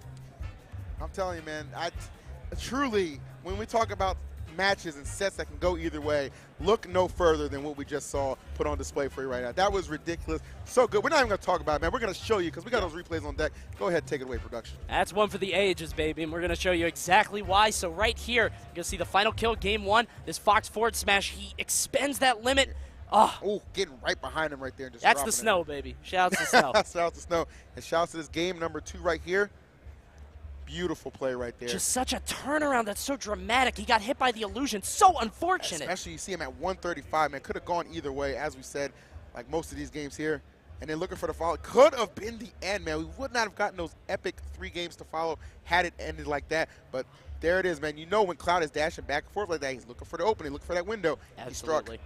And you can see he's going to pop it right there. Reminiscent of Genesis 3, if you remember that, actually. Como, I think, against Nairo, when he pulled it super early and actually caught him into it. And right there, Tweek landing on that platform was a death sentence. Eats another back air. This was disgusting, man. Oh, my God. Look at that. Commitment, understanding the position, understanding so much on the line. You're trailing. Got to make a big play. Why the hell not? And this is it, the final stock of the game. Larry knocking him in the air. Knows he's going to air dodge. Knows his opponent so well. Kills him with the Firefox and the slight pop-off from Larry. Going to move on to losers finals against TSM 0. Yeah, it was a lot of on-the-ground shielding that kind of caught him up with a lot of damage and a lot of those bad air dodges as well that Larry was looking to exploit. And he saw one big opportunity, man, and boy, was it tremendous. And what's interesting is that we kept seeing Tweek get around Larry's opportunities to try to keep him in the air. He kept choosing aggressive options like down air, forward air, back air, things like that. But then eventually Larry adapted. He said, okay, if you're going to go for that, I'm just going to meet you up there and intercept and stuff you whenever you try to do it, just keeping him up there. The crazy thing is, if he missed that, he was dead. Oh, yeah, absolutely. All right. Well, tremendous play on the part of Larry. He advances on, and we're going to find out who his opponent is. You already know, but D-Disciple, go ahead with the formalities, baby. I still need time to recover from that set. I can't believe that up B connected. I'm so mad at you, Larry. Show must go on. So losers finals. We already got Larry on stage. Zero, get on stage for me, please.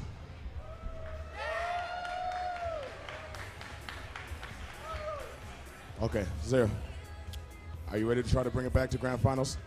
Yeah, I want to beat you, Ally, so I'll do my best to get to you, but we'll see how it goes. These are one of your demons that everyone's been calling. Do you think you can cleanse this demon? I just think he's really good, to be honest. Fair enough. Good luck, man.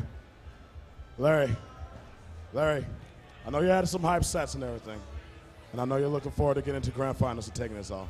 Are you ready to take down Zero? I want to mess him up. You're going to mess him up? I'm going to mollywop him. Wow, you just went from modest to savage. Good job, man. Good luck to you guys. I'm going to take it back to Conan and EE. Take it away, boys. I like it. I like the fact that it wasn't the power. I'll do my best. Yeah, he didn't give us the TV answer, man. He gave us the backstage, the cameras off. We just take it, we just backstage just cracking one open with the boys. He said, I'm going to crack this man's head open. Yeah, he cut a promo on him. That's exactly what that was. Absolutely. Good stuff from Larry, so we're going to have to see how this goes. But in the past, it has not gone well. Zero's up 11-4 in sets.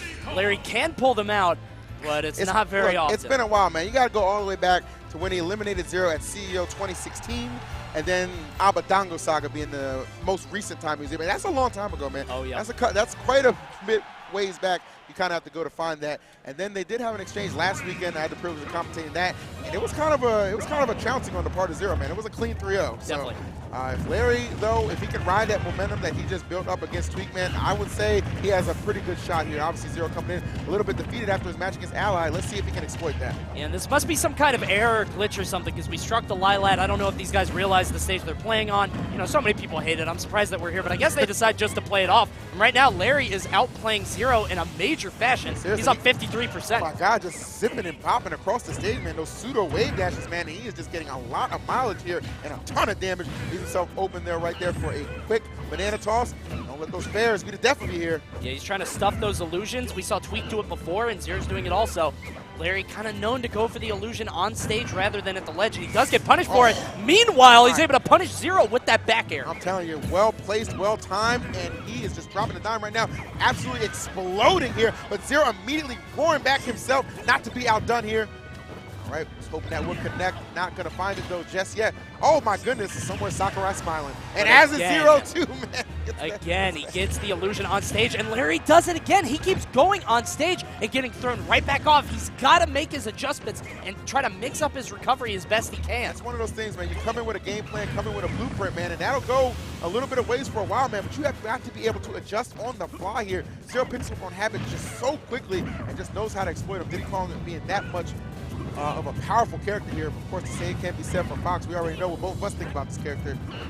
Oh yeah, and we've seen some earlier sets from Larry where he's made those adjustments and kind of refined his play over the course of 5 games, as we saw in that last set against Tweek. I'm sure he can do it again. You're going to have to watch his recoveries for the rest of the set. Excellent read on the tech back from Zero. As you can tell, Larry going right to the ledge. Yes, sir. Keeping a lot of control right here. And so often we see oh my goodness, those monkey flips. Yeah. You already know, man, if you can't punish those, man, good luck against Zero. We've seen time and time again, Larry has been able to do that, especially in his set against MVD. Remember the amount of control he was able to exhibit there? Of course, Zero, though, a whole nother beast entirely. Right now, Larry in a bad position, but he's able to explode right out of it with that down air. Spot dodges the monkey flip, very smart. There's the rapid jab in the wrong direction. Actually kind of pulled him back behind him. Oh, but just going to explode with that dare and then go, wow. You can see Larry kind of laughing. He was like, yeah, that was a very honorable play. He was like, all right, I'm not letting go of the A button. Just do what you want. Well, you deserve this. I've seen plenty of times he just kind of elected to just jump over him and bear him when he has Larry in those situations, just kind of rapid jab it. But this time he was just like, you know what, let me experiment a little bit. And let me tell you something, Professor, it was a success. Very smart. It was a good hypothesis. It's a good way to put it. So we're out to game 2, guys. Let's see how this goes. Zero now up 1-0 on Larry, trying to push the set count even further into his favor. Town and City once more. All right, let's just go to that platform right there. Better to take the damage, man, than he didn't want losing the stock. Exactly. He did not want the fair footstool at all. He's been victim to that too many times from Larry, so he just recovers on the platform. So smart. Well, like I said, when players are pretty cognizant of the fact that Fox is going to be looking for that, all you have to do is just wait, because he has to make the first move, and you can really just play around that. Yeah. Go, tries for the dash attack. Oh my goodness, and Zero stuffed him. He knew that Larry was going to try to jump off and go for the back air, and he just is there waiting for him, just like he's there waiting for him on the illusion. Exactly, knows exactly where he's going to place that illusion right there and getting a lot off of that neutral air. Zero is playing so far ahead of Larry right now. He is 5 steps ahead at all times. I got 5 steps ahead and looking to put him 6 feet under. That's absolutely destroying Larry here in the opening of this game, too. There you go, finding a grab here, trying to mount some offense. Zero not trying to let that be the case, though. Love that. Slowed down a bit. I like that back air there. Yep. Okay, almost. Tries to place the back air, I'm sorry, the down air, not going to happen.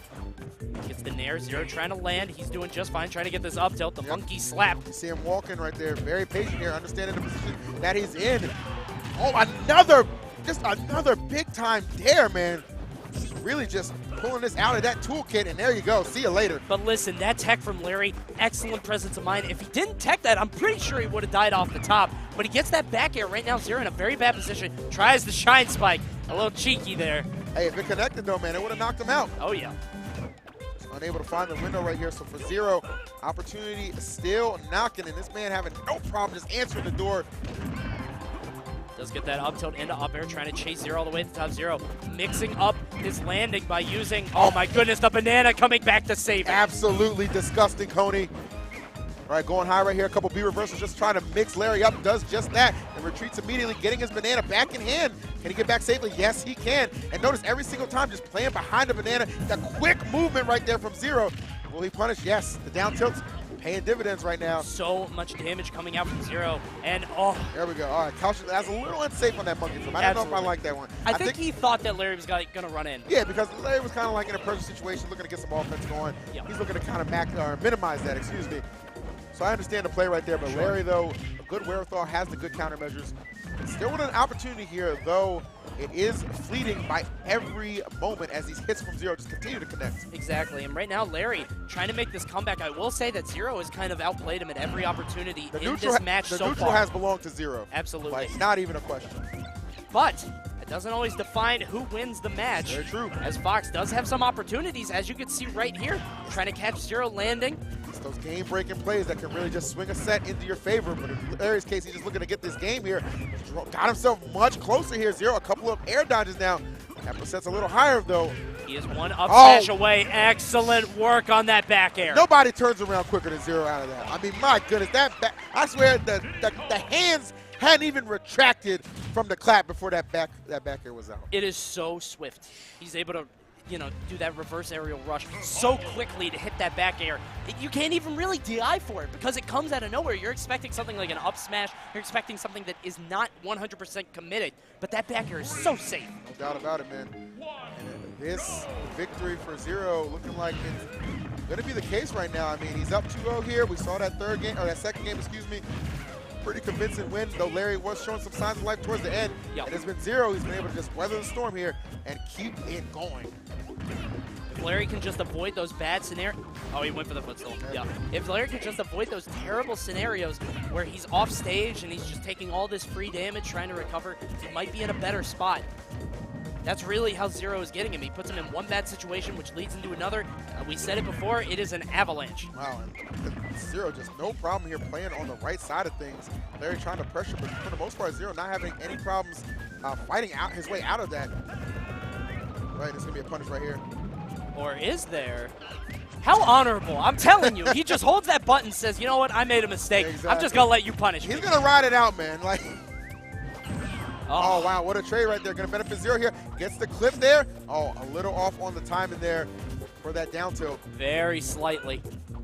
And we're back to this. Good grab from Zero. Tries to get the up air. Good air dodge, but the monkey slap. Zero able to take off that first time. That was the up tilt, if I'm not mistaken, correct? It was, yeah. Right on the money. All right, so one more to go here. Oh, no. Oh, wow, just meeting him in the sky right there.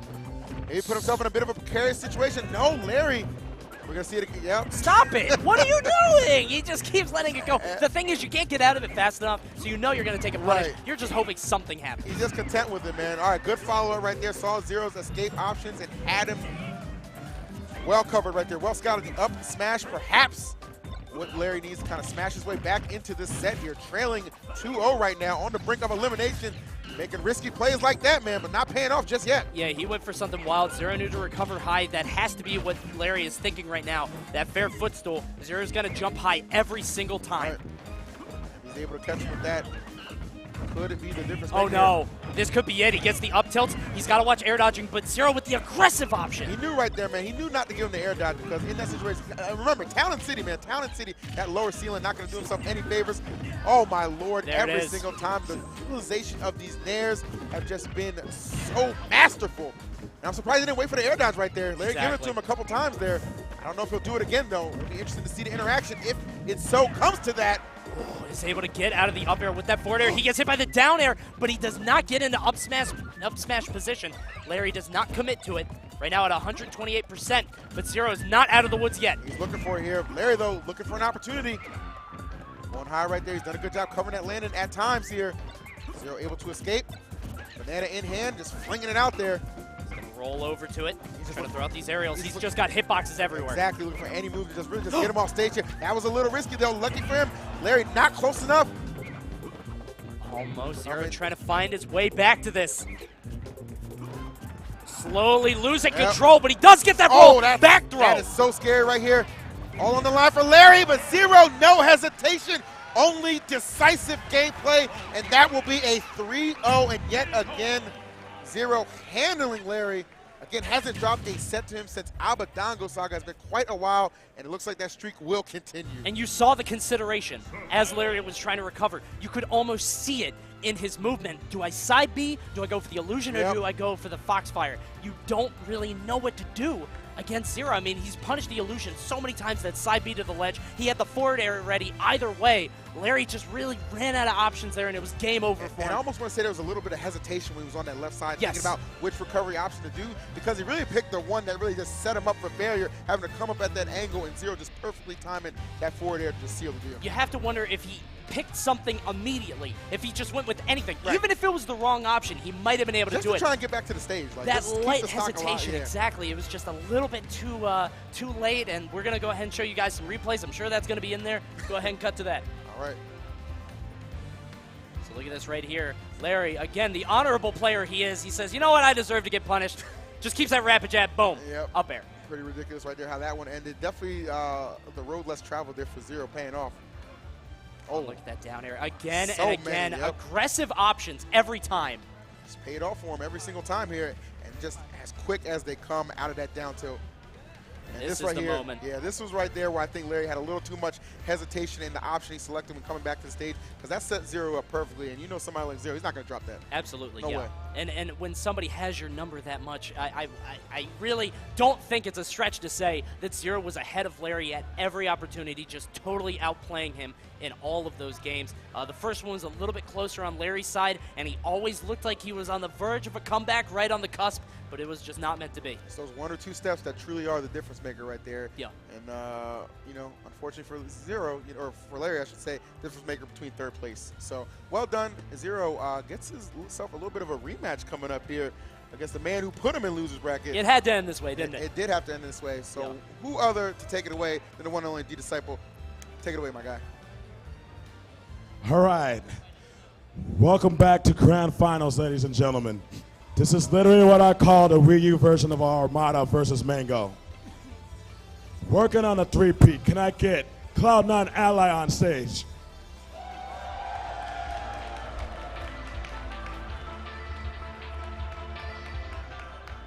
All right, before we start this, Ally, do you have anything to say? Again, I want another good set. Hopefully, it'll end like Game 5, something really like epic. But we'll see what happens, man. Good luck to him too. Okay, good luck, man. You have anything you want to say to Zero? I love you, Ally, and I love you, Midwest.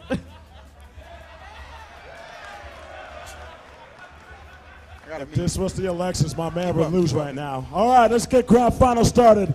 Coney and EE, take it away, please. I can't do it as fast. You can't do it. That's pretty good.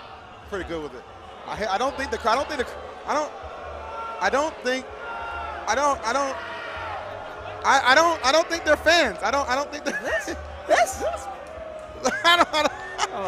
think they're fans, man. I guess not. I guess no. Oh, damn. Oh, wait, hold on. Cut it back. Cut it back. I mean, it's not. Look what I got. I mean, look. I know you're a little tight. Let me do a wheel now. Let me do a wheel. Let me do it. Take it away, Coney. Oh, wait. This is hard. Hey! There you go. I don't think the crowd's a fan, man. It's all good, baby. No. They want to get into the action. I'm not mad at them, though, baby. All right, let's give you the games, guys. We're on to Grand Final, Yes. Zero versus Ally. Let me hear it. Woo! You knew this showdown was looming, man. You knew. Kind of like a flashback to last year when you really think about it, man. Ally, of course, as we said multiple times, looking for the three-peat. In a great position to get it, man. I mean, he's got to lose 2 sets, and for somebody as talented as him, man, that's going to be very difficult. Absolutely. C9 TSM showdown about to get underway. Town and City to open up this final And set. Ally said that he Perhaps. wanted something epic. He said he wanted something crazy. Right. I don't know if you could get more epic than last year at Key Lime Cove. The way that game ended with a sudden death, expertly casted by JV and Max Ketchum, just doing an excellent job of selling that moment. Absolutely, It man. was just incredible. And yeah, shouts to them for last year, man, because, you know, these two, they certainly create moments, and it's not always easy to make them the stars they are. Oh, my, and that is why we say what we say. Back and forth action is so real right now. to open up just this first stock here of brands. My lord, Zero fighting with a lot of intensity, though Ally still maintaining the percent lead. Again, these guys just throwing haymakers back and forth. This is a slobber knocker. Only 35 seconds have passed, but so many big hits connecting. Zero gonna throw Ally off the stage. Look for that back air. It's not happening. Not just yet. Oh, goes high right there. Now, we've seen good answers here from Zero because we see so many times, especially in that last set, Ally would have let to come down with the dare, but not to be on that occasion right there. Ally still able to take the first stock. And Zero, I don't know what happened there. I definitely thought that he made it back. He had a second to react, but unfortunately it did not pan out, and he actually perishes his first stock. Yeah, no doubt about it, man. Just kind of just taking care of business. It's Ally here. Ally just seems like he has his number, man, every single time. Ally, we said that Zero was 3-5 steps ahead of Larry. Ally seems to be 1 or 2 steps ahead of Zero at every moment. Absolute man on a mission here. Okay, though good patience there from Zero. You see the little slide back right there, able to get that down tilt in the up smash. Classic bread and butter from Diddy. He's going to need a lot of that, man. Ally out here trying to toast this man. Oh, goes for the cape right there, trying to send him the opposite direction here. Yep. Now you see Ally trying to put on safe shield pressure, mixing up Zero on the side. Goes for that nair, but Zero not just taking the free grab. He's trying to find something else. That's the Ally classic right there, man. Oh, wow, landing on the platform in the down smash to end the thing. My goodness. And the crowd appreciated that frame trap. To. Zero had to air dodge. It was the only way he was going to be able to survive, and he falls right into the down smash. I don't know if he DI'd for it explicitly. It's that kind, like Ally just puts people in those kind of predicaments, and he doesn't hesitate when it comes to pulling the trigger right there. Yep. Not going to give you any kind of chance to just shield, spot dodge, get the hell out the way. No, sir. Just going to throw out that hitbox and claim that first game. So here we are again, guys. Town and City once more. Ally 2 games away from a 3-peat at Smash and Splash. So imperative for him to get this victory, man. Just kind of defending things in his stomping ground of the Midwest. Obviously born a Canadian man, but does reside in Ohio, or Michigan, excuse me. Right now, clearly residing on Town and City because he is claiming ownership to this stage right now. Whoa, going high for that back air. Zero gonna try to recover. Ally does have the ledge, and he's just all over him. I'm telling you, oh my goodness. And that's how you know he's just playing with that elevated level of confidence right there. Just kind of backs off a little bit and just throws out the up B at a later date. And it's not really that much in terms of, percent or anything like that, but it keeps Zero in the air, and it lets Ally reset the situation and get a little bit more damage. Very intelligent from Ally. Not about it here. All right, so Diddy Kong up Zero trying to get himself back into the match here for some ledge trapping. Oh, man, seemingly had him dead to rights right there, but no, both hits of that forward smash whiffing right there, and this creates a nice opening for Ally, who's going to work right now. Honestly, that was perfect timing on Ally's get up. He avoided both hits just with expert maneuvering of the frames. He's able to get out of there. Tries to get that grab. It's not going to happen. Down tilt and the up smash. Zero taking the first stock. All right, not able to avoid that one here. Ally trying to get these up airs.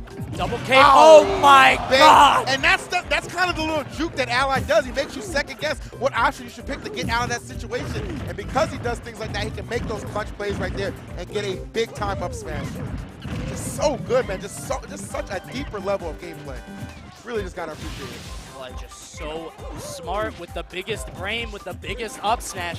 You can see him right now charging up this Flood. He just wants a chance to be able to knock Zero off stage and push him off more with that Flood. And good tech by Zero. Does not want to get caught in a jab reset situation. I wouldn't have got him, the stock loss right there, but you don't need that kind of extra damage if you don't have to take it. Walls on stage, good reaction from Zero. He does get the cape. Ally's shaking his head. That grab box a little bit too far, I think. A little bit wonky right there. Got to respect that option there. Oh, no. Oh, no. Oh, wow. That bear just a second off of connecting and causing some real problems for Zero here. Desperate to get this game number 2. Banana on the field, but Ally keeps getting back for free.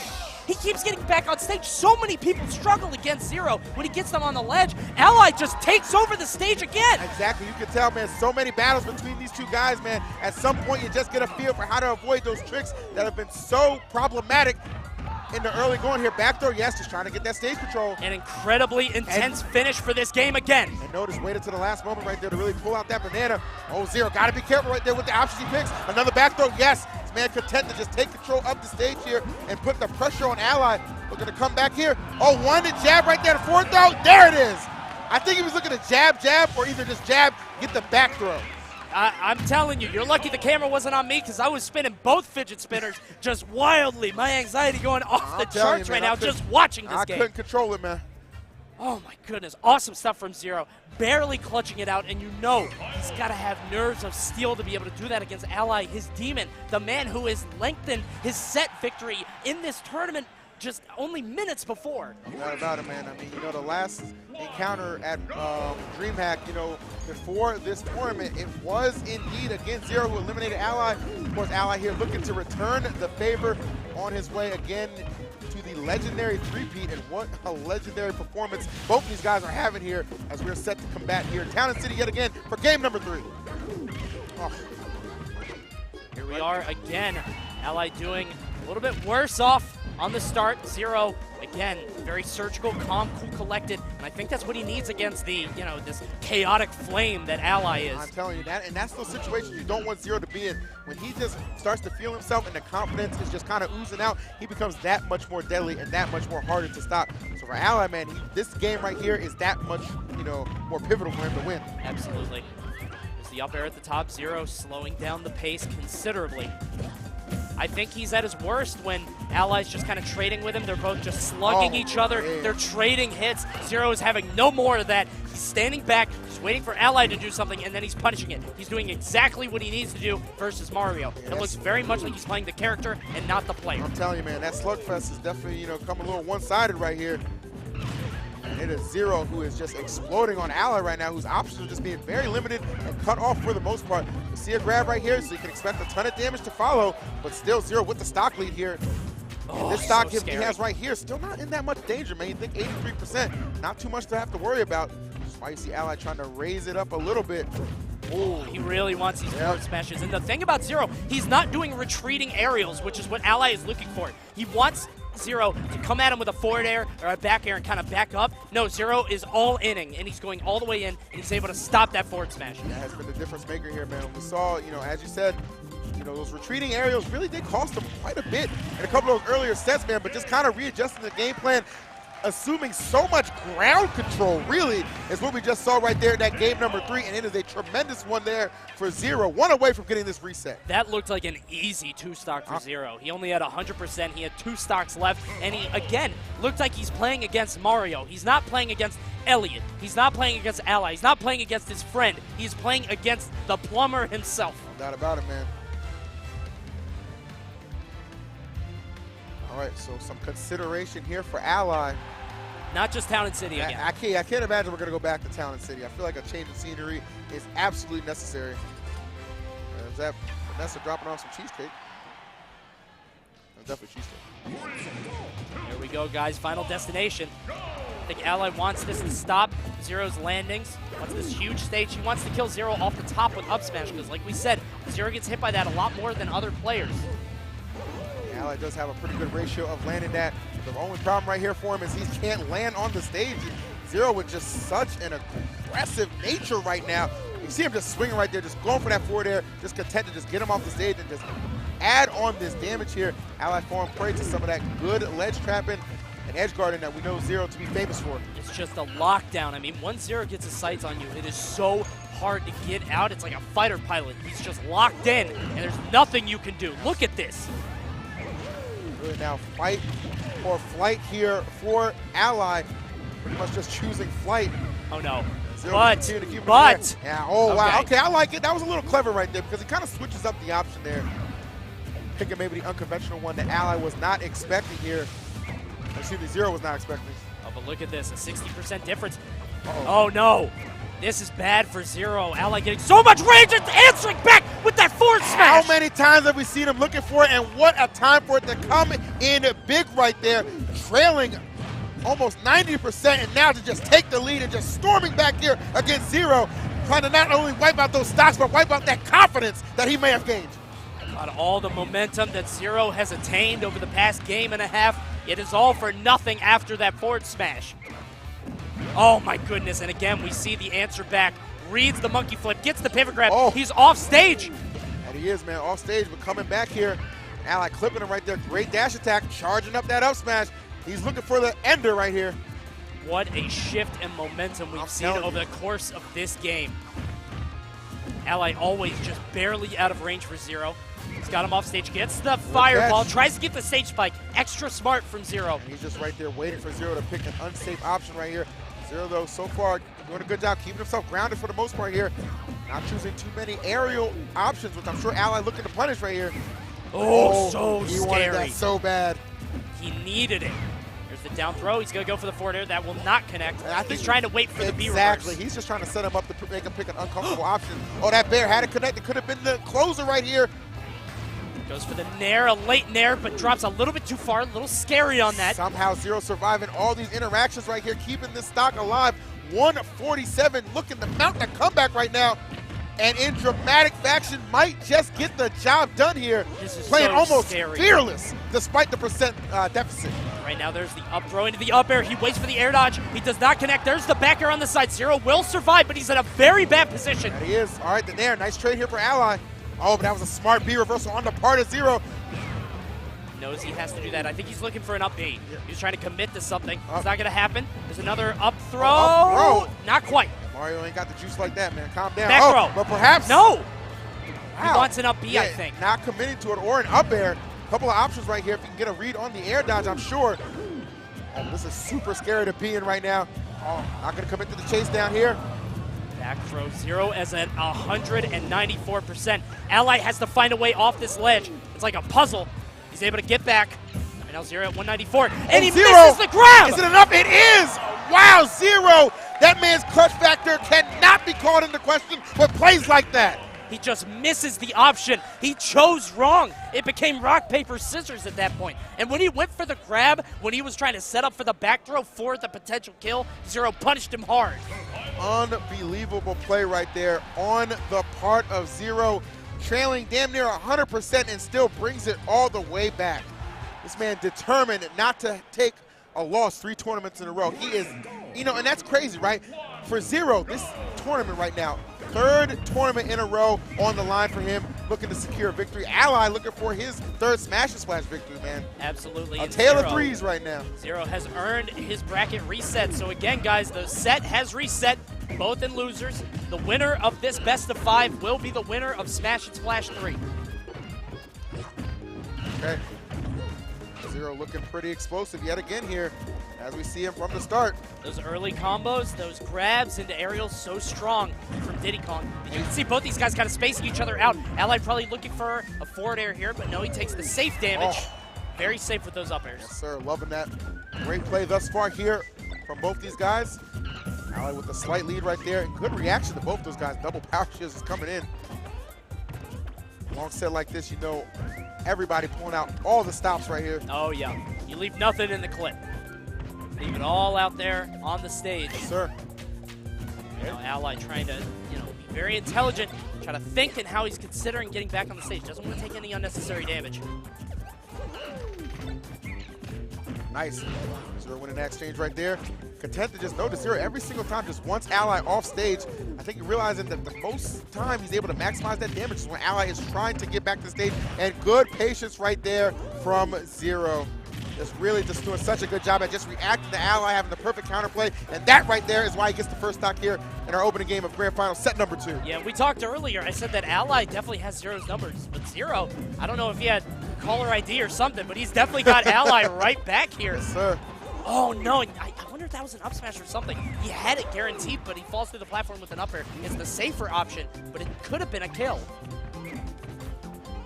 He's trying to pressure him. Yeah, he doesn't have invincibility on the ledge, but Ally doesn't really have a fast enough option to cover that. Zero knowing that right quick, and he's exploiting it perfectly here. And just narrowly here, trying to stay out of the range of Ally. Gets caught up with the back air, going really low right there, avoiding the flood and the fireball. And just off that, gets himself back to the stage. Now this back throw could be crucial here for Ally. Just trying to maintain some control. Just desperate to get the stock off, man, but Zero's just evasive this, man. Just at another level right now. Zero is playing ice cold. He's just thinking, very surgical, very clinical in his play, but he does get grabbed, and there's the back throw. Crowd kind of coming alive for Ally. Definitely the fan favorite here. Not about it, man. So many people, they want to see Ally take this tournament, hold it down for the Midwest. See Zero kind of rolling about. Remember the first stock of that last game where Ally was able to come back. He tries to take him off the top. Continue to just pop him up right there. Maybe trying to exploit the fact that lower ceiling here on Talon City. I think he was going for the rage, yeah. Yep, Zero though surviving all those big time hits. Still with a pretty comfortable lead, and he's gonna keep on extending that, just tossing out that up air here. Trying to make it so difficult for Ally to land. Tip for tap, back and forth they go. Zero though, every single time. Good catch on that. He actually air dodges. He's able to catch it. Ally trying to get his hands on him. Not quite. Good back air from Zero. Ally's got to find a way to land. He just lands on the side. And again, Zero not really stopping him from getting back on stage, but Ally with the aggressive get-up attack. And that's fine with Zero, man. He's content to just kind of wait this one out here, see where it goes, just trying to limit those options. I would say the platform on that left side was very helpful, though, to Ally in getting back here. Zero going to try and set up just some of the same right now.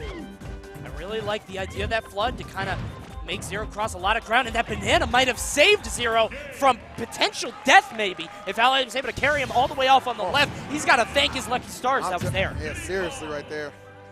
Such crucial play. The back air, though, to seal things up here. Zero has really found his strides here in this matchup. One thing about Zero and Ally, man, it always seems like during the first encounters, it's just Ally, Ally, Ally. Yep. And then slowly but surely, Zero starts to remember, starts to get a hang of it. And sure enough, starts playing, as you said, the character more so than just the player. I think that's definitely what it comes down to. Zero has to remind himself that Mario is as limited as any other character in the game. And it's not Ally, it's Mario he's fighting. All right, so we are back to town and city we go. It's been the favorable stage for both these guys here, and what a favorable start for Ally, just exploding there, and good patience to just catch Zero getting up on that platform and extend that damage, going for maximum ability right now. Oh, if he had just been a little closer to that grab, could have been the setup to even greater things right there, but can't be too mad at 97%. He absolutely went for it. He's got 100% pretty much uncontested. Now he has the banana in his hand, throws it at a pretty bad time. Zero, oh no! Zero has to catch his bearings again, and that can be very hard to do against Ally. You can see him trying to do it. He retreats to the right side of the stage, gets his banana, tries to calm himself down. Deep breaths. Whoa! Wow, man, that was a deep reach right there with that up smash, trying to catch Zero coming in, but not falling prey to it. Actually staying just out of the range here. And nice, I like to use some forward tilt right here. One of those moves from Diddy Kong that sometimes can be a little underused, but not underused is that down smash from Ally, coming in clutch there and getting that first stock. Zero right there going for that back air. There's the flood trying to just kind of reset the situation. There's the up throw, and Ally constantly mixing up those two throws. Oh. Trying to catch Zero's landing, and he eventually does. Zero does not have a jump, but he is under Ally now. Nice. Again, Ally just kind of ahead of Zero at all points in this game. Just cutting off these options here that Zero's looking for, trying to get something going though, but Ally keeping him very limited. 20% difference plus a stock, unfortunately. Oh, tries to grab it, but Zero with that retreating down tilt. So I like how Zero reacted right there. You know, so many times we've seen Zero just kind of crawl back right there. And that time, Ally not afraid of it, just going in and getting the grab. Continuing to keep himself in a good position here. No panic options from Ally, but eventually Zero is able to get in there and finally shave off that first stock. That was a triple down tilt, and Zero did not go for it. You could tell how carefully he's playing. What he did was he just got the down tilt, waited, got the down tilt, waited, and then the third one, he was absolutely sure it was a confirm. Oh my God.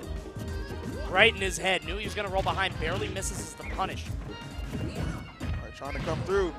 Ally needs to be careful here. Doesn't want to get too overzealous. We've seen Zero in these spots find those opportunities, and that damage adds up quickly here.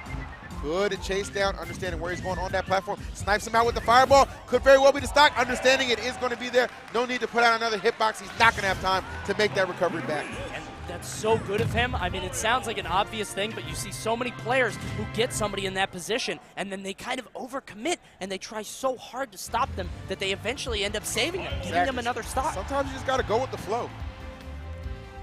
We'll see how this goes. We are out to game 3 right now, a 1-1 situation between these two legends of Smash 4. It is. It's another clash of the Titans, if you want to call it really that. The gods here. Absolutely ridiculous thus far between these guys. Just really just giving us another classic to put into the vault. Certainly not disappointing here. Knotted up 1 apiece here in grand final set number 2. All Nice. Oh, wow. Good reaction there from Ally. Just picking and choosing his spots right now.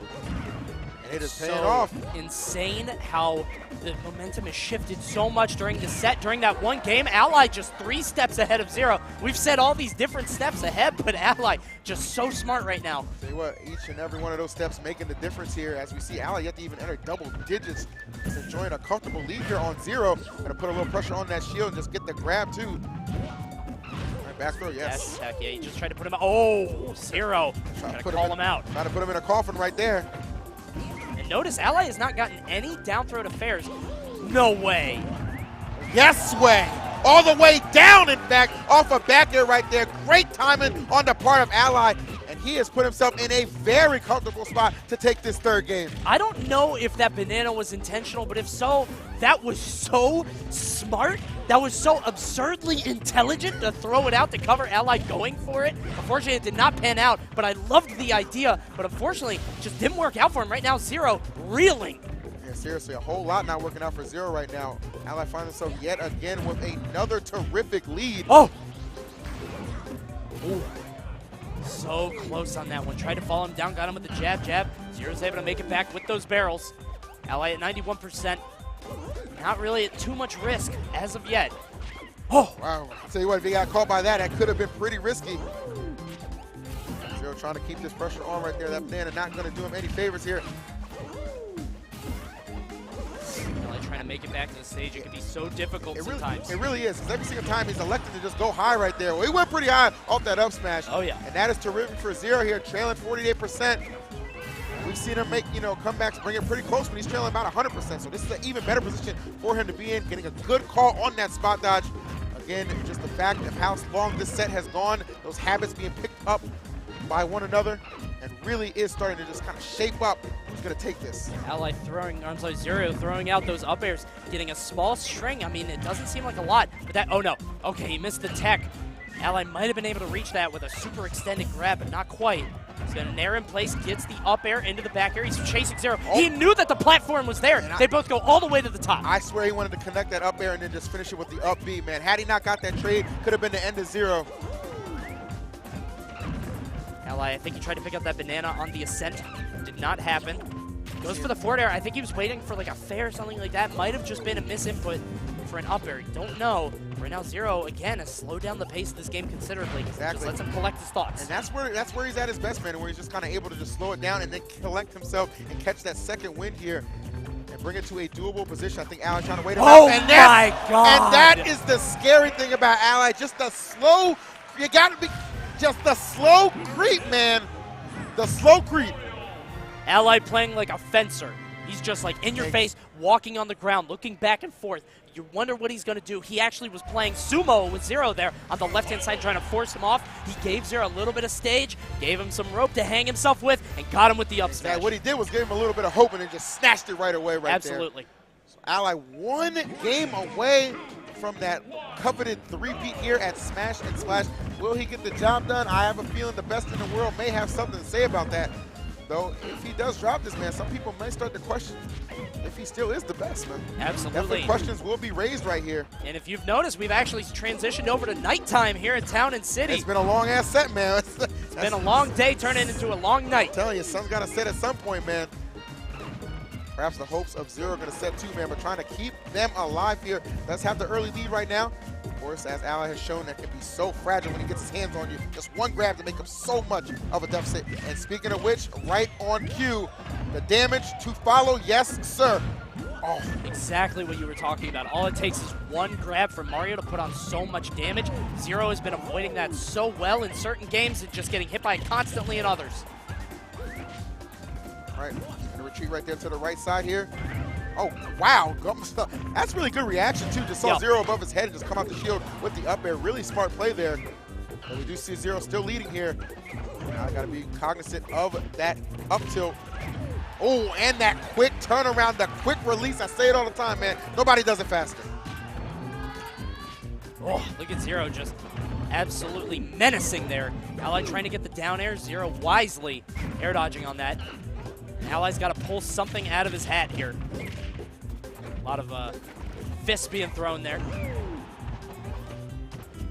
All All right, trying to catch this landing here. Zero wisely getting out the way. I like that B reversal. Actually kind of put himself in an unexpected position. I'm sure Ally wasn't expecting, right in his grill there. It was a terrible position, but it worked out. Yeah, because Ally kind of hesitated. He didn't really have an answer for that. He's like, oh, why are you here? Yep. That's a good impression. That's what he sounds like. Shaking his head. Yeah, exactly. Good back throw there. Uses the banana to cover himself, and he catches it. Wow. Seriously, great coverage right there. Nice. He got right off the platform. Exactly. That was smart stuff. Don't put yourself in a position to just give Ally a free hit right there. Well, you know what? That wasn't free, but Ally certainly take it, and Zero will pay for it here. Perhaps the final stock right here of this tournament on the line. Ally looking to make the comeback right now, seal the deal here in game number 3. Zero looking to send it into overtime, game 5. And if you're Zero right now, yes, you have a lead on Ally, but you gotta remember the past 2 years at Smash and Splash, what Ally did, especially last year with that spike. You have to be so careful, so cold. You cannot let it slip now. Absolutely. Zero is still in so much danger. Created some of the best hype moments this game has ever seen right here. And I got to tell you what, giving us one of the best sets, man. 2 of them at that here, which could be coming to a close if Ally is able to find his way in. But it is Zero with the wherewithal and the commitment right there to go high and send us into overtime. Game 5 has arrived. This is the final stand between Zero and Ally, who have met here last year, and now they're here again. It just had to be this way between these two legends. About as iconic as Smash 4 gets right here, man. TSM versus Cloud9 here. This is absolute war, a bloodbath. Ally considering his options, so much on the line here. He's trying to earn that beach towel. And you know what? And at this point, man, it's not even so much. One more time. Oh. Who likes Ally? Who thinks Zero's gonna take it? All right, well, let's do this. Game 5, ladies and gentlemen. All right. Speed it up. Come on. Right there, the crowd firmly behind Ally right here. Despite Zero currently being a Midwest resident, man. And you know what? They said, we don't care about you 3 months around here, bro. We're talking about Ally, man. He's been here for years doing his thing, holding it down, man. And one more time, and perhaps the most crucial match of his career, looking to do it again. Almost takes him all the way to the top, takes a free 64%. Zero tries to get a grab at Ally, throwing out that jab immediately. Out of here, just staying out of that range right here. Both of these guys just so cognizant of the fact they don't want to give anything up for free, right? Got to be very well aware of that, looking for that fair, though. Zero's playing kind of scary here. He's playing very aggressive, always in Ally's face. I think he's trying to switch up the gears, and he's doing a great job right now, but he's got to know when to dial it back. Exactly. That's one good thing, though, he has done an excellent job of. He's been meeting Ally in the air so many times and having those great answers to him when he is high in the sky like that. Zero is doing a great job right now. He tried to get the forward air, did not quite pan out. The banana is actually going to be taken away from the platform. Ally very lucky in that regard. Gets the back air, trying to catch the tech chase. Zero teching to the ledge. All right, banana back in hand right here, reassessing the situation. Good patience right there. Ally looking to just cut him off guard a little bit. I've seen him use that cape too often, man. Excellent double jump, goes for the up smash. Not going to happen. Zero a little bit too close on that missed space down tilt. All right. Oh my goodness, and a little too close to Ally right there with some solid DI. Keep it no! Oh, there it is. How else could it shape up? It had to come down to a moment like this, baby. This is the moment of truth. Ally exploding the barrels. One more stock. The chant in the crowd. I don't know who they're going for. I couldn't tell you right now, man. All I know is they are going right here. And now Ally trying to go to work right here. Build this lead on Zero. That's a good start right there. You know how powerful Mario is out of one grab. So Zero making a mistake of giving him 2, but somehow finds a way out of it. Zero fighting right back. These two hardened warriors with so many cuts, gushing blood. They're fighting to the bitter end. So battle-tested, so many matches between these guys. The crowd is dead split.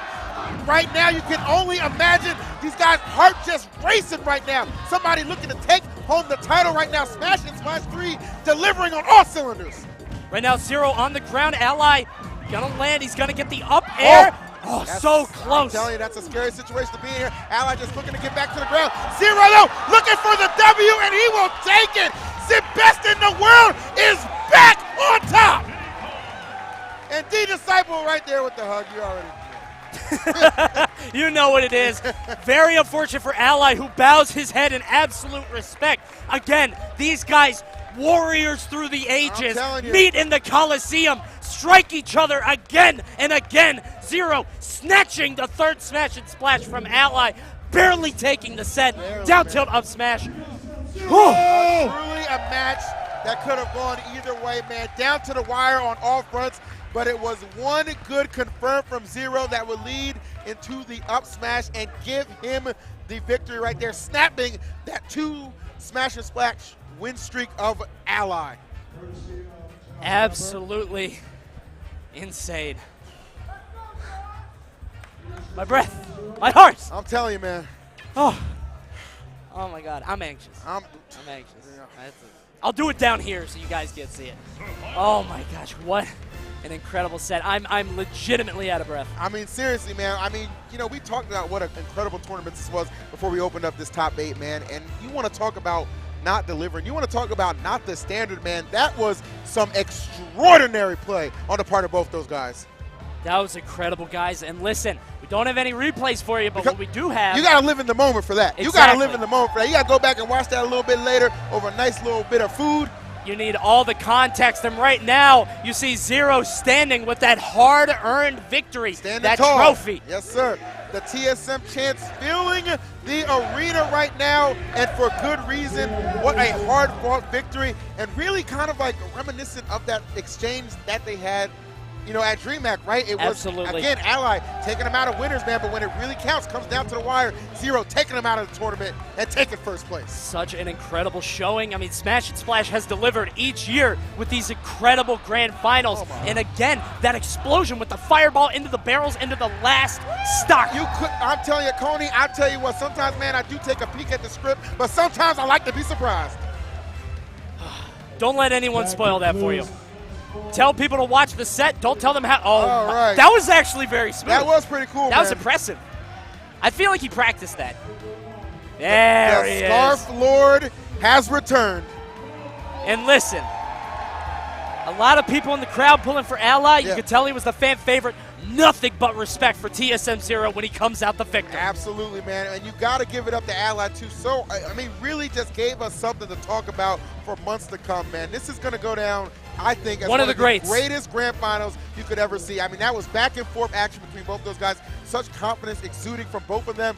But at the end of the day, it was just Zero just a little more in the tank to push himself forward and propel himself to that first place. And what's interesting is if you look at the earlier sets, again, there was no other way this could have ended. These guys were both just on a different level than everybody else in the tournament. They demolished everybody in their way, and they come down mano-a-mano against each other, come down to the final stock, the wire, and Zero barely edges it out. It's a collision course, man. All challengers met with and dispatched. Unmovable force, unmovable wall. When they collide, man, crazy things happen, and that grand finals was absolutely outstanding. And brother, it was a freaking pleasure to do it with Absolutely. you, man. Like, seriously, Absolutely. dude. This has been an incredible experience casting the Smash 4 Wii U Top 8. I would like to thank everybody that's running the event. I mean, Unrivaled Tournament, Sage, Blind, they run the best ship. Chevy, I love these guys to death. Thank you guys for watching. Of course, man. Smash Wii U again delivers at Smash and Splash. Just an incredible top 8. And a big shout out to the man who put it all together, man, Josh, man. The man with the plan and the vision. He had a vision for great things, man, and it's truly great to see him be able to live up to it. And what a memorable Smash Splash for me. That's my first one, man. I know you're a veteran of this, man, but Absolutely. It certainly is a pleasure to be here. It's been a killer event. We're going to go hang out in the pool. Maybe watch some Melee too, top man. 8. Yeah, man, because, hey, Smash 4 might be over, man, but the tournament is not, man. We still got a killer top 8 of Melee for you guys to check out. I know a lot of Melee heads in the chat right now doing the big things. Guys, thank you so much for watching us. It was our pleasure to be your Sunday delight, and we hope to see you on the next one. Absolutely. We'll see you guys next time. We're going to go hop in the pool. Have a great night. Keep it locked for Melee.